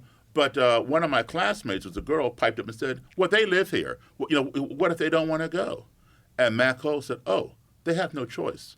If they do not leave voluntarily, they will be exterminated in the upcoming race war." That was the first time I ever heard the term race war. Now, I was already fascinated by racism since I was 10 years old, right? But the race war, what is this man talking about, right? And so I began buying books and all kinds of stuff, learning different terminology for it, which will come later. Like, for example, the white supremacists, they have two terms for the race war. One is RAHOWA, R-A-H-O-W-A, RAHOWA, which are the first two letters of three words, racial holy war. Also, they call it the boogaloo. So if you hear that term, they're not talking about the 1960s, dance music. It's talking about the race war. And so Matt Cole talked about the race war. Well, I graduated 2 years later, 1976, from high school. I graduated from college in 1980, 4 years after that. And like I said, racism became my obsession. I did not confront Matt Cole in school because, my peer group back then, we were raised, you have respect for your elders as figures of authority. Whether you accept them or not, you still respect them. And so, I didn't confront him like that. But now I've graduated from college, right? And I graduated in 1980 at age 22. In 1982, I'm age 24. I had developed contacts with different people. I knew where some of these groups were, et cetera. I found out about a demonstration, an unpublicized demonstration by the American Nazi Party that was going to take place in front of the White House.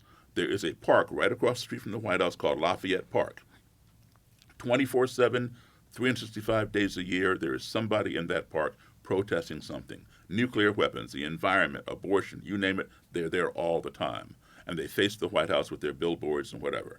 So I found out the American Nazi Party was going to have a silent, unpublicized demonstration, which means nobody knows about it, not even the police, right?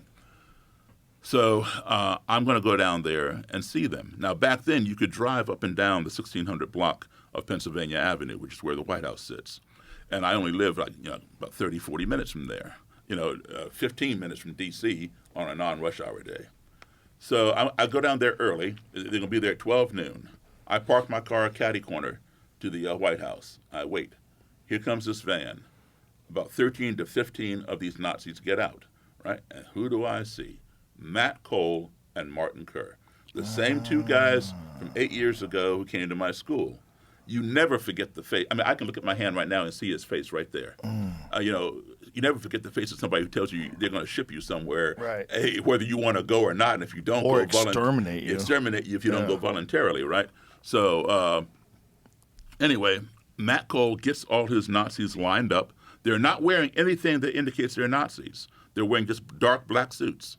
And they're standing there like this, facing the White House across the street, like this. It's lunchtime in D.C. People are walking by, not even knowing who they are. I know who they are, right? I guess maybe the White House might have known who they were.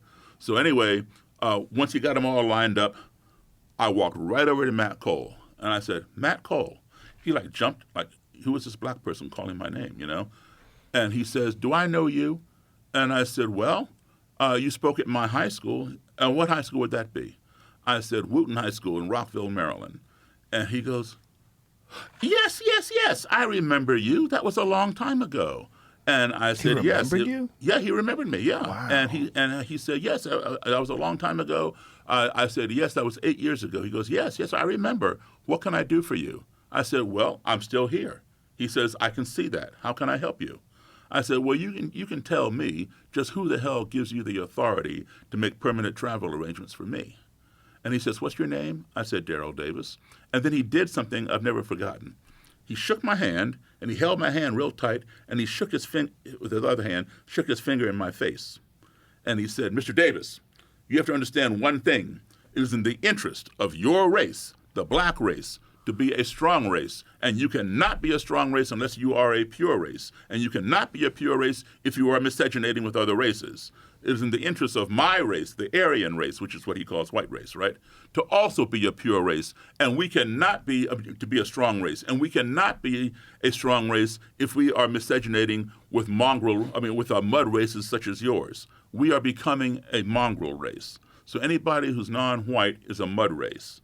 And he's fearing that his race is dying out, becoming a mongrel race by mixing with other races. So he says, until the races understand that they cannot miscegenate, we cannot live side by side. We cannot live together.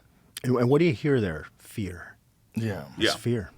So he, I talked to him for about, maybe 20, 30 minutes. I wasn't there to beat him up or cuss him out. Right. I just want to understand where he's coming from, right? And so a few months later, they applied for a permit. They had their national American Nazi Party recruitment rally in Washington, D.C. So people came from all over the country, right? And now this time it was publicized. So you had about 50 of them show up, and there were tens of thousands of people that came to protest from New York, Richmond, Virginia, Baltimore, all over. So you had every police department was there and there was rioting, all kinds of craziness going on, right? You could not get to. I went there with my secretary. You could not get to the Nazis. I saw Matt Cole and them, and now, of course, they're wearing their Gestapo uniforms with the SS insignias, flying swastika flags, and all that kind of thing.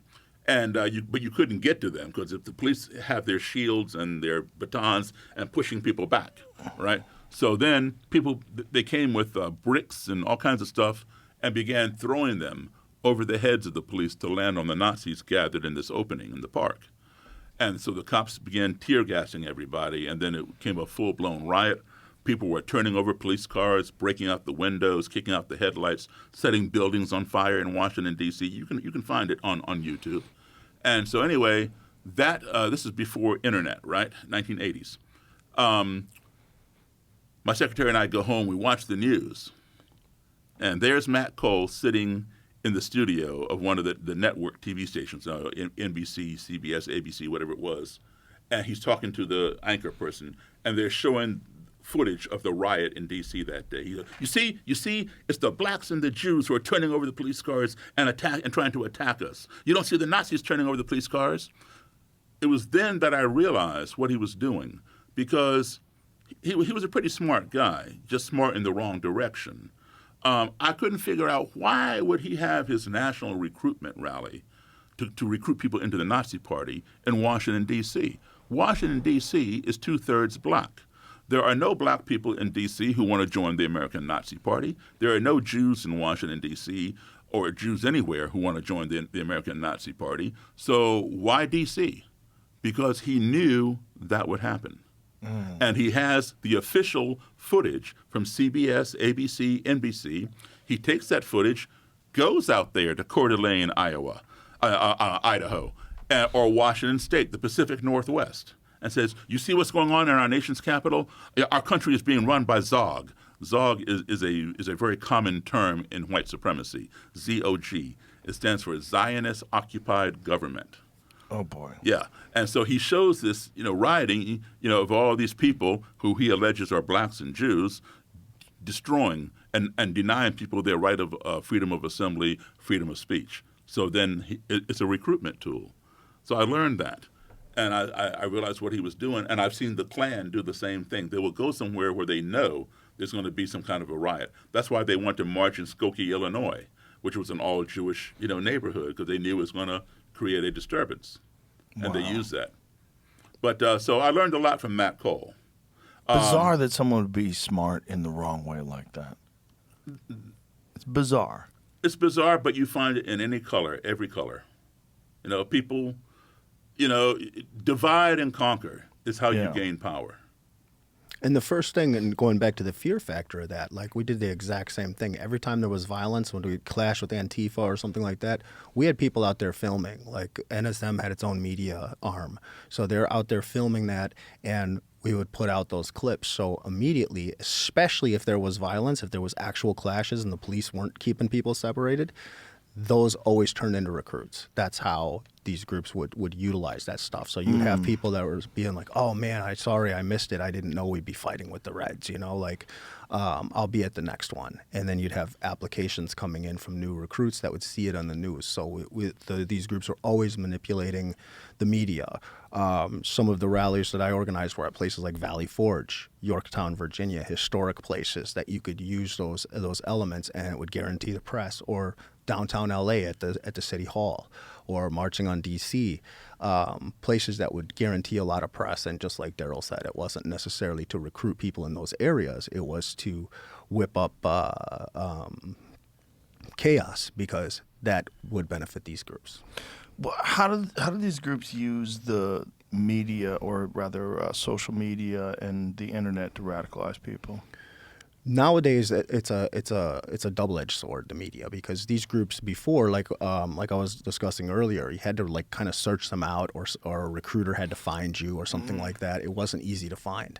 Now, a fourth grader can click on a website and go find these groups. They're easy to find online, and so sometimes they're very overt, but a lot of times there's different censorship things that are in place. So they'll change the cover of the book. So the propagandists that we had in the group were making stuff look less innocuous, not using swastikas or things like that. So some groups are very prolific at that, and they'll use podcasts, they'll use videos. They have Nazi podcasts? Oh yeah. I would say don't get any ideas, man. They don't get they don't get as many listeners as Joe Rogan. But I was just thinking what kind of, how many people are listening to Nazi podcasts? That really varies, But it's still a large movement in this country? Yeah. And how does it grow now? Does it grow based on the things Daryl was talking about, like riots and stuff like that, where they'll use that? Maybe Black Lives Matter riots from the 2000s or 2020s rather. Well, one of the things that's causing it to grow also, which I was going to leading up to when I talked with Matt Cole, what I learned in 1982 was that these people, meaning the movement, the white supremacy movement, are fearing. He told me this in 1982. They are fearing the year 2042, all right? and it's not a conspiracy, it's for real, all right? The U.S. Census is taken every decade. I'm 67. When I was, it doesn't matter how old you are, how old he is or whatever, when we all were children, the black population in this country was 12%. Native Americans, 1%, right? Latino, Hispanic Americans, almost 2%. Asian Americans, Pacific Islander Americans, almost 3%. Whites were like around 86, 87%. This is back in, I was born in 58, all right? So every decade, this is happening. And this is what Matt Cole was telling me, that they were fearing. He used the word fear. He said it has to be stopped. He said in the year 2042, if this trend continues, this country will be 50-50, meaning 50% white, 50% non-white, all right? The last census taken in our country was 2020. Guess what?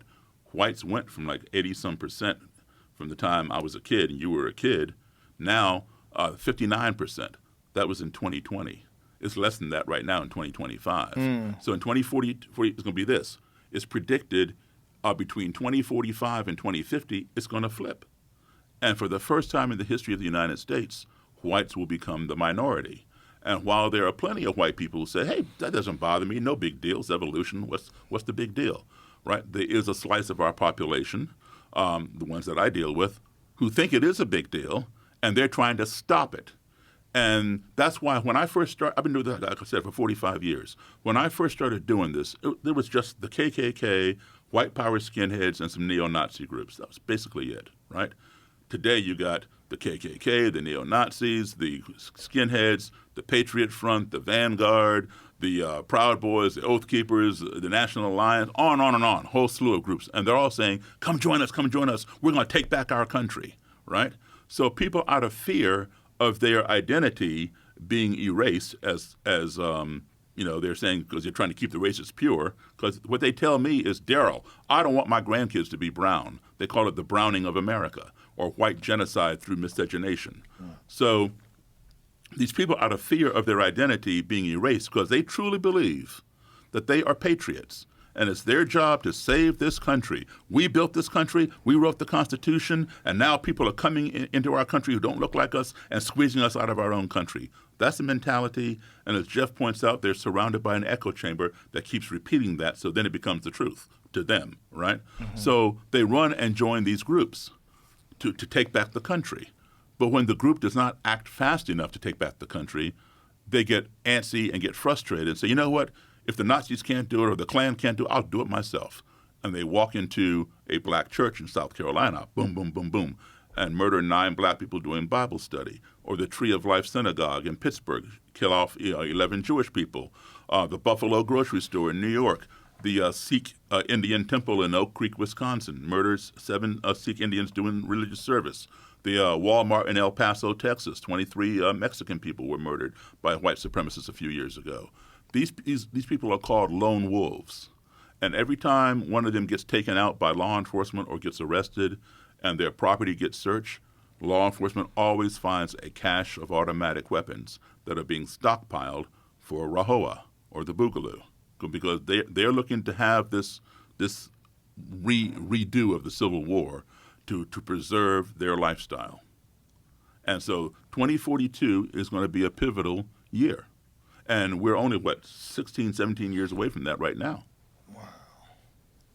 So that's why they walk down the street chanting, they will not replace us. That's what that's all about? Yep. Yeah. This is white replacement theory, right? Mm-hmm. Which is bogus. Nobody's trying to replace anybody. Just, you guys aren't fucking enough. It's so simple. You're already the majority. Just, you need to do your work. It is just not my sister, right? Right. It's just such a disturbing aspect of society that you would think there's going to come a point in time where there's enough education, enough understanding, and especially with the access to information we have with the internet, that this would all go away. But it doesn't seem like that's helping, because it seems like the more access to information, the more people settle into these echo chambers. That, and also a lot of the old guard realize, this is happening, and if we want to preserve our culture, our whatever, we need to pass this on to young people. We need to get more young people involved, Right. and they began recruiting young people to disseminate this information and galvanize more of their peers into this ideology, and back to the recruitment of military and law enforcement, because they know this is going to happen, and they're going to want those people on board to be on that side. And you can probably talk about military and law enforcement inside your organization. I can talk about it in the Klan or whatever. Yeah, as far as like the military was concerned, we were actively trying to recruit military. So early on in the organization, it was like 10% maybe of the members. By the time I left, it was about 50%. And how did you do that? Well, we on their applications, we were asking what branch they were in, what rank they achieved, because we were looking at all that for potential leadership. So anybody that had military experience, especially in the higher ranks, those people would be naturally looked at for leadership positions in the party because they had those Right, but how did they skills. try to recruit military people? So using the same tactics as everybody else, but the as far as the organization specifically, having that military structure, like we discussed earlier, having that structure gave them, so somebody that was coming out of the military that was retired or something like that, it would provide that structure that they were missing. So a lot of times for people that are involved in this stuff, it's fulfilling a psychological need. It's being part of a mission. It's having that something that's driving them and driving a driving force that's behind their ideology. So finding a place to fit in, having a mission, a sense of purpose. I think it's a lot of things. A lot of times people miss that aspect of it, and I explain it not to excuse it because there is no excuse for it. These are choices that people make. But if you understand the psychology of it, like why someone's involved in it, that's helpful to help pull them out. And also when someone's coming out of these organizations, to have a new mission, have something else. So Right. for a lot of people that might be learning to play guitar or doing an extreme sport or getting involved with the church, or just it could be anything, but there has to be something, because if they're missing that, that's when they really struggle. That's one thing I've seen a lot of. So what is the protocol? Like, how do you handle, like, say if someone is leaving and they contact you and say, I know you left, I want to leave too. What are the steps you take to make sure that they do find some sort of a new purpose? A lot of times just kind of asking them questions, asking a lot of questions and seeing what they're interested in and finding those things, trying to help them find that sense of purpose and that because that's missing. So I've had a lot of people say, like, when they've left, they're like, I don't have that.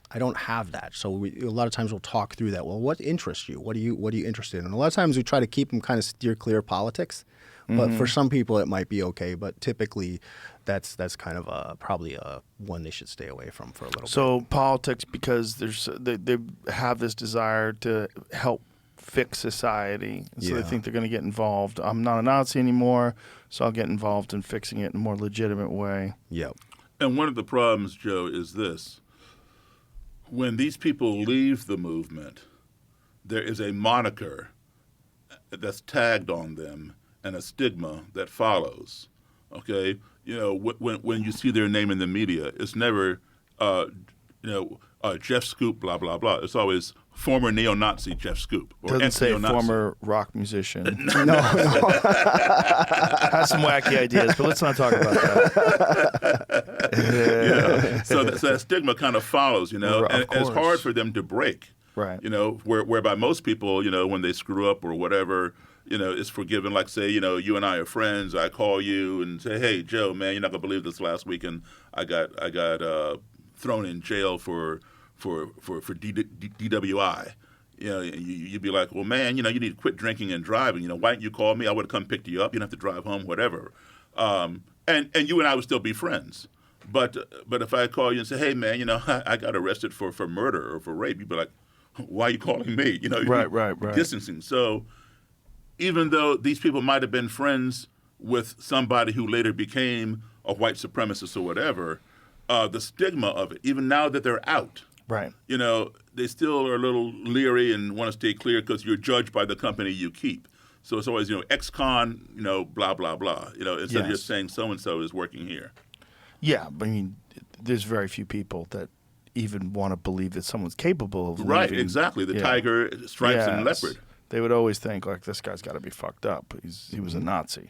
Yeah, and it's crazy because I had a reporter one time, and I won't say who or anything like that, but he had said, I visit a murderer in prison, and I'm okay with that, but I'm not so sure about like your journey. Like, he basically what he was saying in so many words was he was more comfortable with the murderer than somebody, and this is a reporter, a journalist, and they were more uncomfortable speaking with a former neo-Nazi. That's fascinating. Mm-hmm. Yeah. Were they Jewish? No, No. no, Definitely liberal. yes, Yeah. yes, for I sure. think the stigma of it is just so unforgivable, which is part of the problem. So, But then why, if you're not going to forgive that person Mm-hmm. or that ideology, right, then why do you want to fight it? Why do you want to combat it? Why not just accept it? Because it's not going to change, or at least you're not going to change your attitude towards right, it. you have to help. If you want these people to leave and reintegrate into society, you have to have forgiveness. Exactly. I mean, prison is a penal institution, not a reform institution, which is why this country has the highest recidivism rate of any country in the world. Right? People go in there and they don't get reformed, and they learn from better people than they were at their crime, and they go Right. back out and they do it again, and people don't accept them because Right. they have that stigma that follows them. Well, I can't hire an ex-con, blah blah blah, whatever. Right. Where do they go? Right. So we said. An interesting side note on that, we talk about like some of the hate that I had, and I was a raging anti-Semite, more than a racist by all points. And the irony of today working with the Simon Wiesenthal Center, I mean, there's just so much irony there. And like the Jewish community was the community that I dehumanized and villainized the most. And Joe, they have been the most accepting and welcoming as far as since the change has happened. And that just blew my mind because I the first time I went to speak at a synagogue, I thought, man, these people are going to want to stone me to death. What should I say? How am I going to, what is this going to be like? I'd never been in a synagogue before, and this took place in Skokie, Illinois. And I tell you, after speaking there, I got more hugs and more love and compassion than I'd probably any other place I could ever remember being. That's really interesting. So, did they try to understand like why you at one point in time hated Jews? Did they ask you questions like what did you think? Yeah. I mean, well, they have something called teshuva, which means like forgiveness or repentance, and tikkun olam means to heal the world. So these were things that were counterintuitive and contrary to everything that I thought I knew about the Now Jews. Jeff is speaking Hebrew, you understand? Right. Yeah. So, but it was really bizarre. So it's like when I speak with kids at schools, I said, you guys remember in elementary school when you had opposite day and your shirt's backwards and all that kind of stuff? I said, that was my life. Like everything that I thought that I knew about the Jews and the movement, I was an expert on the Jews, the Jewish question, and here. Did you have any experience with Jewish people? No. None. No. So this was all just based on Nazi ideology. Yep. Huh. So you had no negative or positive interactions with Jewish people? No, very towards the end of my time when I was involved, I had a few interactions with Jewish people, but that I knew of. But before that, no, absolutely not. Just wouldn't discuss anything with them, wouldn't talk to them, and just felt like they were inherently evil. Swallowed the whole anti-Semitic pill, I guess you could say. I mean, I believed all of it, and they were the people that I dehumanized the most, and yet today they are the people that have been the most open.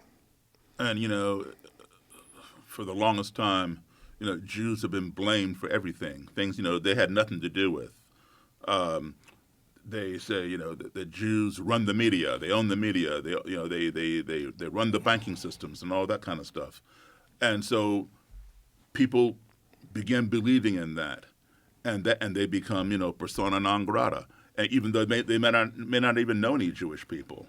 And that's why I say, when I feel I can trust, some individual who trusts me or whatever around my friends, I will invite them over or whatever, and I bring in some Jewish friends of mine and other black friends or white friends so that they can see something outside the echo chamber. Another former neo-Nazi, who's a very good friend of mine, was telling me that when he was in funny sentence. Another moron, right? Former neo-Nazi Yeah, yeah. who's a very good friend of mine. A Freudian slip. No, it's just it's accurate. Exactly. Yeah. So anyway, he was telling me when he was in the movement, he's from Wisconsin, and their football team is the Green Bay Packers, and they're just crazy about their football team, and so he would tell me that they're not allowed to watch football games because it's interracial. You got black and white members on the teams playing together, so that's forbidden, and so he'd have to sneak around and turn the volume down and watch the game because he loved the Packers, right? And when the Packers would score a goal, he'd do like this. Do that. Right? And so then he tells me that, when he got out and other people were getting out, turns out they were doing the same thing, watching the game. So crazy. But he has a great story. Tell him about the guys from Cameroon. Oh, yeah. So I had met some embassy people from the country of Cameroon in Africa, and they had come out to one of my talks, and afterwards, they said, it was really fascinating, and America is really far behind on race relations. When we first got here, we didn't realize we were black. And I was like, what are you guys talking about? I said, we got to talk. I got to understand this. What do you mean you didn't realize you were black? And he's like, well, of course we realize we're black, but you see in the United States, or where we're from in Cameroon, we're Cameroonian. Right. That's who we are. Like, Right. We know we're black, but he goes, in the United States, it's different. You're black American, white American, Yeah, Right, he says we're right, treated right. differently in the United States, even by other black people. We were treated differently. So he says, now we know we're black. Wow. I took a minute to wrap my mind around that one. Well, it fascinating. makes sense. They think of themselves as Cameroonian. Yeah. as they should. Yeah, as Yes. they should. Yeah. Yep. Wow. Yeah, that's what's crazy when you experience racism from other black people. You're like, whoa. Right. Well, now hold on. Now, Or discrimination, I should say. Well, when you experience it from anybody, Right. But understand something. Okay, so we have a unique thing here called slavery, and Jewish people have a unique thing called the Holocaust. So, if you're a white guy and you're walking down the street, sidewalk, and some other white guy is coming up the sidewalk, you don't know him, just a stranger, you guys are going to pass and not say a thing to either one of them. Just go on by, right? If it's a black guy, two black guys passing, they're going to, yo, man, what's up? They're going to acknowledge one another because they have a shared experience. They both are descendants of slaves. They both have experienced racism at some point in their life or whatever. If two Jews pass who don't know each other, they're going to go shalom because of that commonality, that experience. Okay? So unless you've had that experience, you don't react to it. All right. So when I lived in Africa, on the continent of Africa, for 10 years. I lived in Ethiopia, Ghana, Guinea, and Senegal, and visited many other countries in between because of my dad's job, right? So I can tell you, all black people don't look alike. All black people don't know each other, all right? And That's a funny thing to say, too. but you know what? A lot of white people think that. They do. A lot? Yeah, especially older ones, yeah. Okay. Now, at one time, in a city, all black people probably did know each other, okay? Because they had to go to the same school, and there was only one black school in the town, right? They couldn't go to different white schools. Okay, so yeah, they could only shop in a certain store. They couldn't shop in Right. every store or restaurant. Right. So yeah, they would run into each other more often. But today, no, but the stigma is still there. Okay, the sentiment, especially with older people. So anyway, if I'm walking down the street, and I've had this happen, and some black guy from Africa is coming up the street, I go, hey man, what's up? I don't know the guy. He looks at me like kind of strange, like, wait, I don't know you. Why are you talking to me? Because he doesn't have that experience. Right. So we're not monolithic. Right. Yeah. Well, that this is the only way these movements like the neo-Nazis work is if you don't know a lot of people from all over the world and realize we're all just people. Yep. This is, it is very fear-based, right? Yeah. Because, I mean, think about it. You're clinging to the lowest common denominator. You all have a certain amount of melanin in your skin, and you're all from a certain part of the world. That's it. And it's really not a very good commonality to It's be terrible. bound. It's terrible, yes. Especially when you think about the differences in personalities and tastes and just how people behave. And it's not a good indicator at all. It's the dumbest. It It's really, like- it really is. But It now- has no bearing on your character, no bearing on your intellect, no bearing on any of the things that we find fascinating and attractive about people. It's just the color of your skin, which is the dumbest fucking thing on earth. Absolutely. And and we all may engage in it somewhat. Like, for example, if I like Chinese food, and if I go to a Chinese restaurant, I don't want to see a bunch of white college kids or black college kids, for that matter, in the kitchen cooking it for me. Right, I want the authentic, real deal. right. So am I being prejudiced? No. That's not prejudice. That's you want to experience The culture. The culture, yeah. Like if I go to an Italian restaurant, I'm assuming there's don't going wanna to see be a him. bunch of old school Italian people back there cooking. I want heavy accents. I want the smell of garlic in the air. You know what I'm saying? Do you know where Italians came from? Originally, Yeah. I mean, I'm assuming Italy. Well, that's where they live. I mean, what are you trying to say? Well, I'll tell you. Okay. Okay, so Italians came from Africa.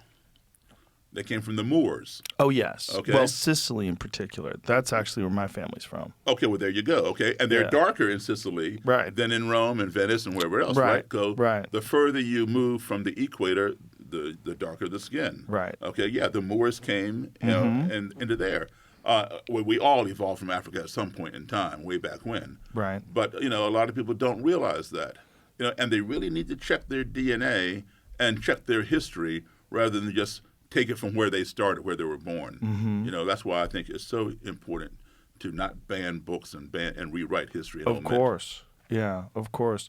There is some indication that human beings might have come out of Asia as well. In fact, one of the oldest known human skeletons that they found, which predates. Lucy? No, it's another one. That Lucy. Well, Lucy wasn't- is out of Ethiopia. Right, but Lucy wasn't a Homo sapien.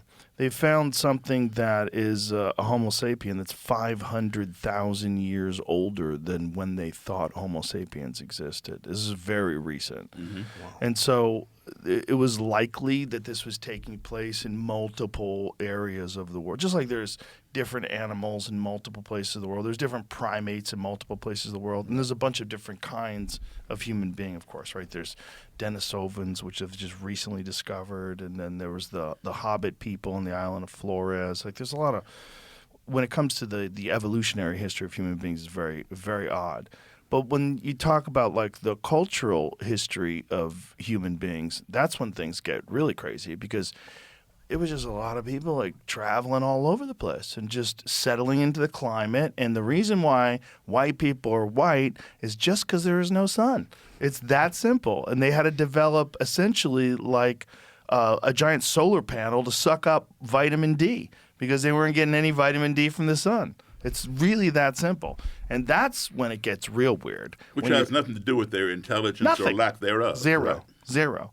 It's all environmental. And over the course of hundreds of thousands of years, people change their appearance. And, when you tell people that, they're like, wait, what? Yeah, we all came from the same source. It We're all destroys- it that's why we destroys could it. all have babies. Like other animals that are very different, like there's certain fish that can have babies with other fish, but those fish become infertile, and then like the same with like donkeys. Right. Like donkeys, they can't have babies. Like or mules rather can't have babies because it's a cross between a donkey and a horse. And you can do it, but then it can't make babies. Or a liger can't make babies. Right. Right? Now, But people can make babies with people, obviously, because we're the same fucking thing. Right. Any culture of people. Yes. Any culture of people can have babies with other cultures of people because we all come from the same source. Kind of wipes out the whole racism argument, Oh, it's doesn't it? stupid. It's the stupidest fucking thing ever because it's adaptive to environment. Your That's all it DNA, is. my DNA, his DNA are 99.9% the same. Yep. Yep. Yeah. And that should be taught in elementary school. Yes. Don't wait to teach it in college when people's minds are already solidified. Yes. I think that thing, too, that exposure that you had to that Nazi coming to visit you, even though it's negative exposure, it's probably good to see. You know, like when I was a kid, I was in high school and I was 14, Barney Frank, who Oh, yeah, I remember him. Yeah, I wasn't openly gay then, but he was like one of the first openly gay members of Congress. He lived near me. He lived near me as well. I lived in Massachusetts at the time, and he was from Massachusetts, or was representative of So Massachusetts. when he lived in D.C. as a congressman. Oh, okay. So this was before that, I guess, then. So he was debating a member of what at the time was I believe was the moral majority. And it was this really goofy guy who came out and he had like an American flag on his lapel. And I remember I was 14. And, you know, when you're 14 and you see someone who's got this he was very anti-gay marriage, very anti a lot of things. But he was a clumsy, it wasn't very eloquent, not a very compelling speaker. And then Barney Frank went up, you know, so they both spoke. This guy spoke, and then Barney Frank. And Barney Frank was so much smoother, so much more articulate. It was like, and for all the kids that I was in school with who left, they're like, that guy made more sense. Like, this is a good thing to say. It's good to see someone with a very narrow-minded, bigoted perspective, and then someone who is more intelligent, has a much better vocabulary, smoother in their ability to disseminate information and to dissect the bad arguments of the other person. So we all walked out of there with like, oh, okay. And then, you know, I remember talking about it with my friends, like, yeah, that guy's a fucking moron. That first guy, you know, like, but nowadays, instead of that, you would only get one. You would only get the one person talking. But the one person talking without the other person talking is not as good. And this idea of protecting kids from bad ideas because they don't want these kids to be indoctrinated by bad ideas, it doesn't work with human beings.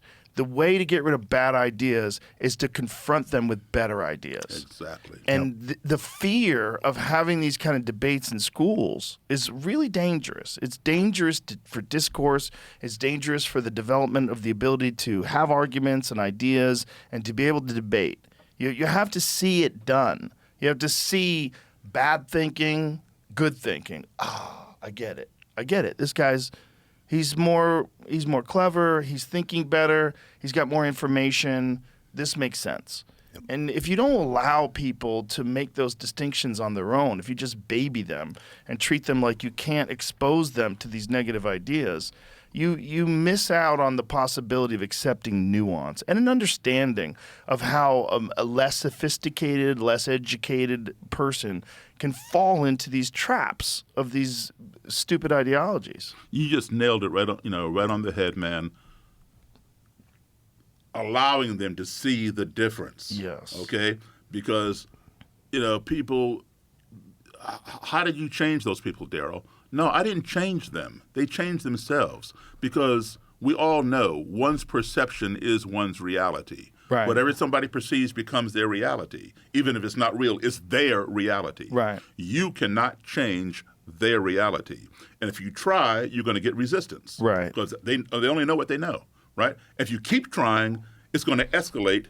You're going to get loud and keep on trying. It's going to explode. It's going to be rolling around on the ground, hitting each other or whatever, right? Because all fights start with yelling and screaming. Right. So rather than try to attack somebody's reality and try to set their reality straight, don't do that. Mm-hmm. You'll fail.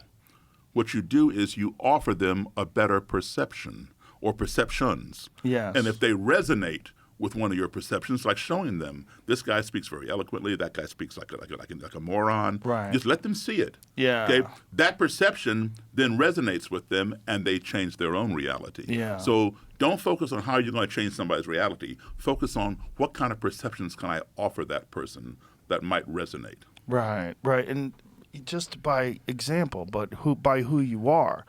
Because when people see someone speak and it resonates with them, and see someone speak and you can sense how they think of things. You can see the thought process.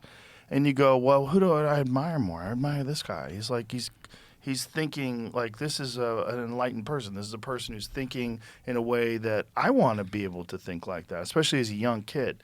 You know, you don't want to be a moron. When you see someone you think is a moron, you're like, okay, I'm glad I saw that guy because that guy looks like a fucking idiot. Now this guy, that guy makes more sense. You know? Well, you know, when Jeff and I were in that Chris's grill, and he felt he was getting along too well with the enemy, being me.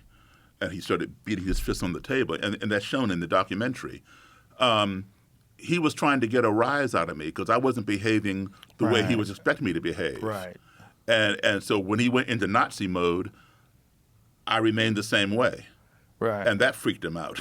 Oh yeah, yes, yeah. Oh yes. What did it feel like to you?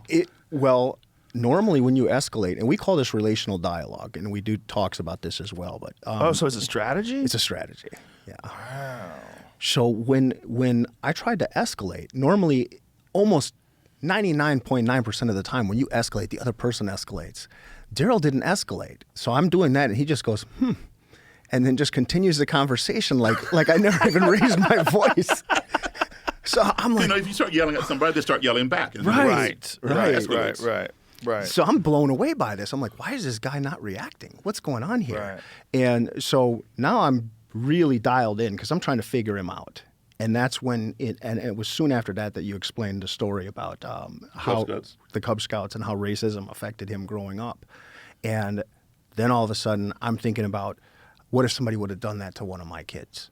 Right. And I saw Daryl's humanity in that moment, so that's how he cracked that window open. Jeff just made a very point that I see a lot of times, okay?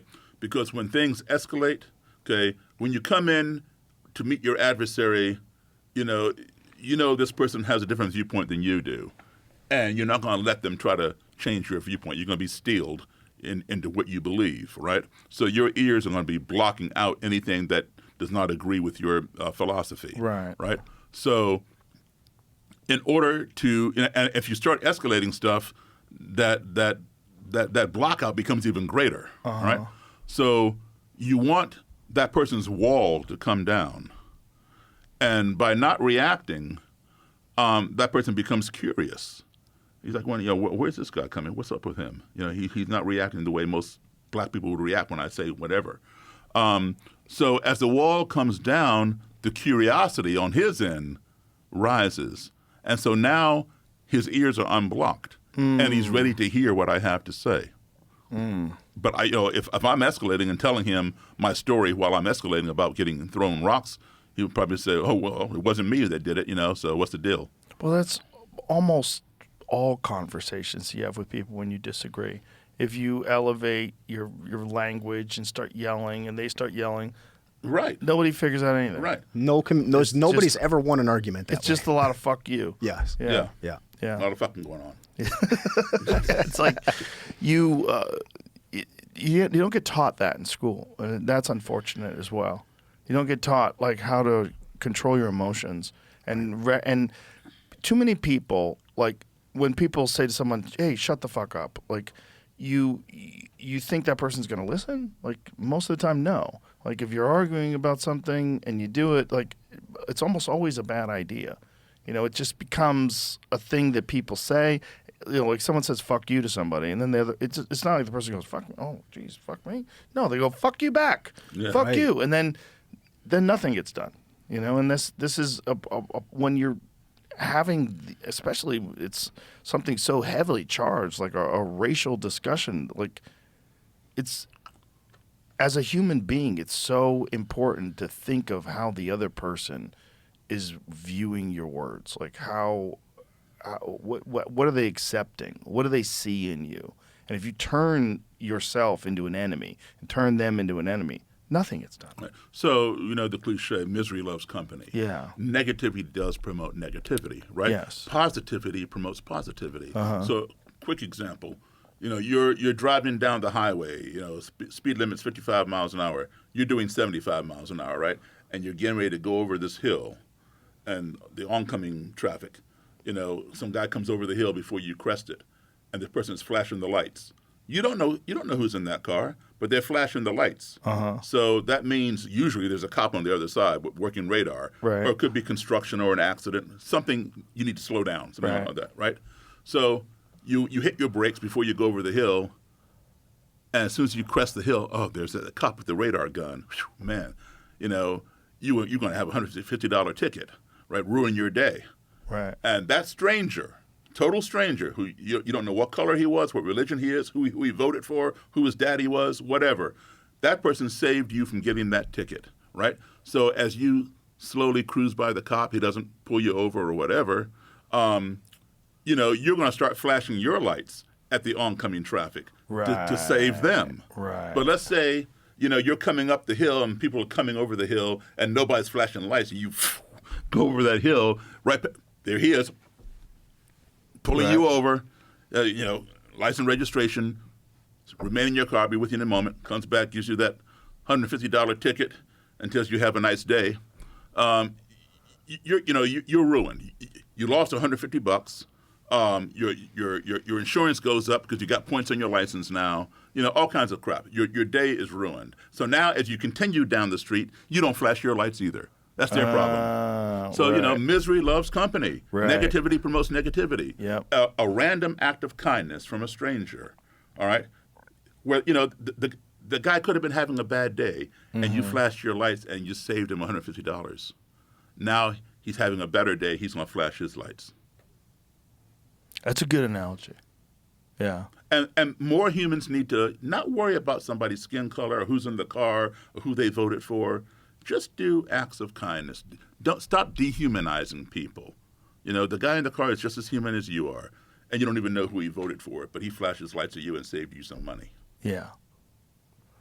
Are you hopeful with all the work that you've done and all the people that you've removed from the Nazi Party and the Ku Klux Klan and seeing how your message resonates with people? And I know every time I have you on, I get all these messages from people who go, wow, that guy's amazing. Like, what an incredible journey. And it's like, I know it resonates with a lot of people, but there's still so much fucking hatred in the world. Do you feel hopeful? Do you think things are moving in a generally good direction? I do, Joe. I do. And I'll tell you what. I think right now we are in the best time. I mean, it may seem like things are very divisive right now, and they are, okay, politically, racially, whatever else. A lot of, wars going on, religious wars and racism, anti-Semitism, a rise in that, and all kinds of stuff. But yes, we are in the best time right now because people, they don't want to be in this time. I don't know if I can have kids and raise them in this environment, Right. That kind of thing. No. Listen, we are in the best time because people are of the mindset, well, racism is over. We had a black president. There's no more racism. No, there's still plenty of racism, all right? Before you could turn a blind eye to it. If I don't see it, I don't hear it, then it doesn't exist. But now, every time you turn your head, it's there, it's there, it's there. So you can't escape it. Now is the best time to address it, right? When it's in your face. You go on vacation, you're going to drive your car to 3 states away, and you get 10 miles down the road and your car's making some weird noise. Well, you don't want to get out of state and have your car break down, so you turn around and go back to your mechanic, say, hey, man, hop in, ride around the block with me, figure out this noise. He gets in, rides around with you, the noise stopped. He tells you, well, I don't hear it. I can't fix what I don't hear, right? But if he hears it, oh, yeah, that's one of your spark plugs loose or something or whatever. Today, we cannot turn a blind eye. It's everywhere. Right. So now is the best time to fix it, address it. So especially because of social media. Yeah, right? Absolutely. Yeah. And I tell people, people say, well, Jeff or Daryl or whoever, you guys are on the front line. I want to help, but I don't know that I could sit down and talk to somebody who hates me. I'd probably go off on them, or I'd be afraid, or whatever. They don't want to be on the front line. Right. That's fine. Don't be on the front line. You can be on the back line. You can be on the sideline. You can be online. All right. Pick a line that you feel comfortable on and get on it. And no one line is any more important than any other line. And what I mean by that is this. You can probably tell me your favorite movie. You can probably tell me how many Oscars it won. You can tell me who the lead actress and lead actor were. All right? But those are the people on the front line, the lead actress and actor. You know who they are, right? But do you know who was the guy or guys operating the camera? Probably not. You don't know their names, even though they're listed at the end of the movie because credits run on for 10 minutes, right? Those are the people working on the back line. The person hanging the lights, you know his name? No. How about the makeup artist? No. The person, who got the wardrobe together. Those are people working on the sideline. Who put the trailer on the TV, the commercial to promote the movie, or on the internet. Those are people working online to promote that movie. Every one of those lines was important to that movie getting that many Oscars and becoming your favorite movie. So no one line is any more important than any other line. And so I tell people, look, you don't have to be on the front line. Pick where you feel comfortable, and let's all work together for the common goal. So if someone's listening to this and say, okay, what Daryl's saying really resonates with me, how do I get started? How do I contribute? What would you suggest? Email Jeff Schoep at Beyond Barriers. Email Daryl Davis at daryldavis.com. Or I co-founded an organization called the Pro-Human Foundation. All right? And, you mentioned anti-racist. You talk about people always anti-this, anti-that, anti-that, right? Mm-hmm. I hear so much of that. I say, you know what? People keep talking about what they're against. Why don't we talk about what we're for? That's more positive. Right. I am not anti-racist. All right. Now, what does that mean? People say, what, you're not anti-racist? What does that mean? If you use it in terms of a noun, the racist being a noun, I'm not anti the person. I'm anti the person's ideology. I'm not anti-racist. I'm anti-racism. I'm anti the ism. I am pro-human. That's what I am. So I want to talk about what I'm for. It's all. Oh yeah, that makes sense. So contact the prohumanfoundation.org. Contact Beyond Barriers and Parents for Peace, of which I'm a part of as well. And we'll talk about how you can get involved in being pro and dispel. Don't be against the person. Be against the message. If you want to disagree with something. I think that's a beautiful way to end this. Thank you. Thank you, Joe. Thank you for everything you do. I mean, you're a really extraordinary person. And the line you're on is the on line. So thank you, my friend. My pleasure. My pleasure. And Jeff, thank you for, first of all, just spreading this message and having the courage to accept these bad decisions that you've made and how you got trapped, and just to let people know how a person like yourself, who does seem like such a nice and intelligent guy, could get sucked into such an awful ideology.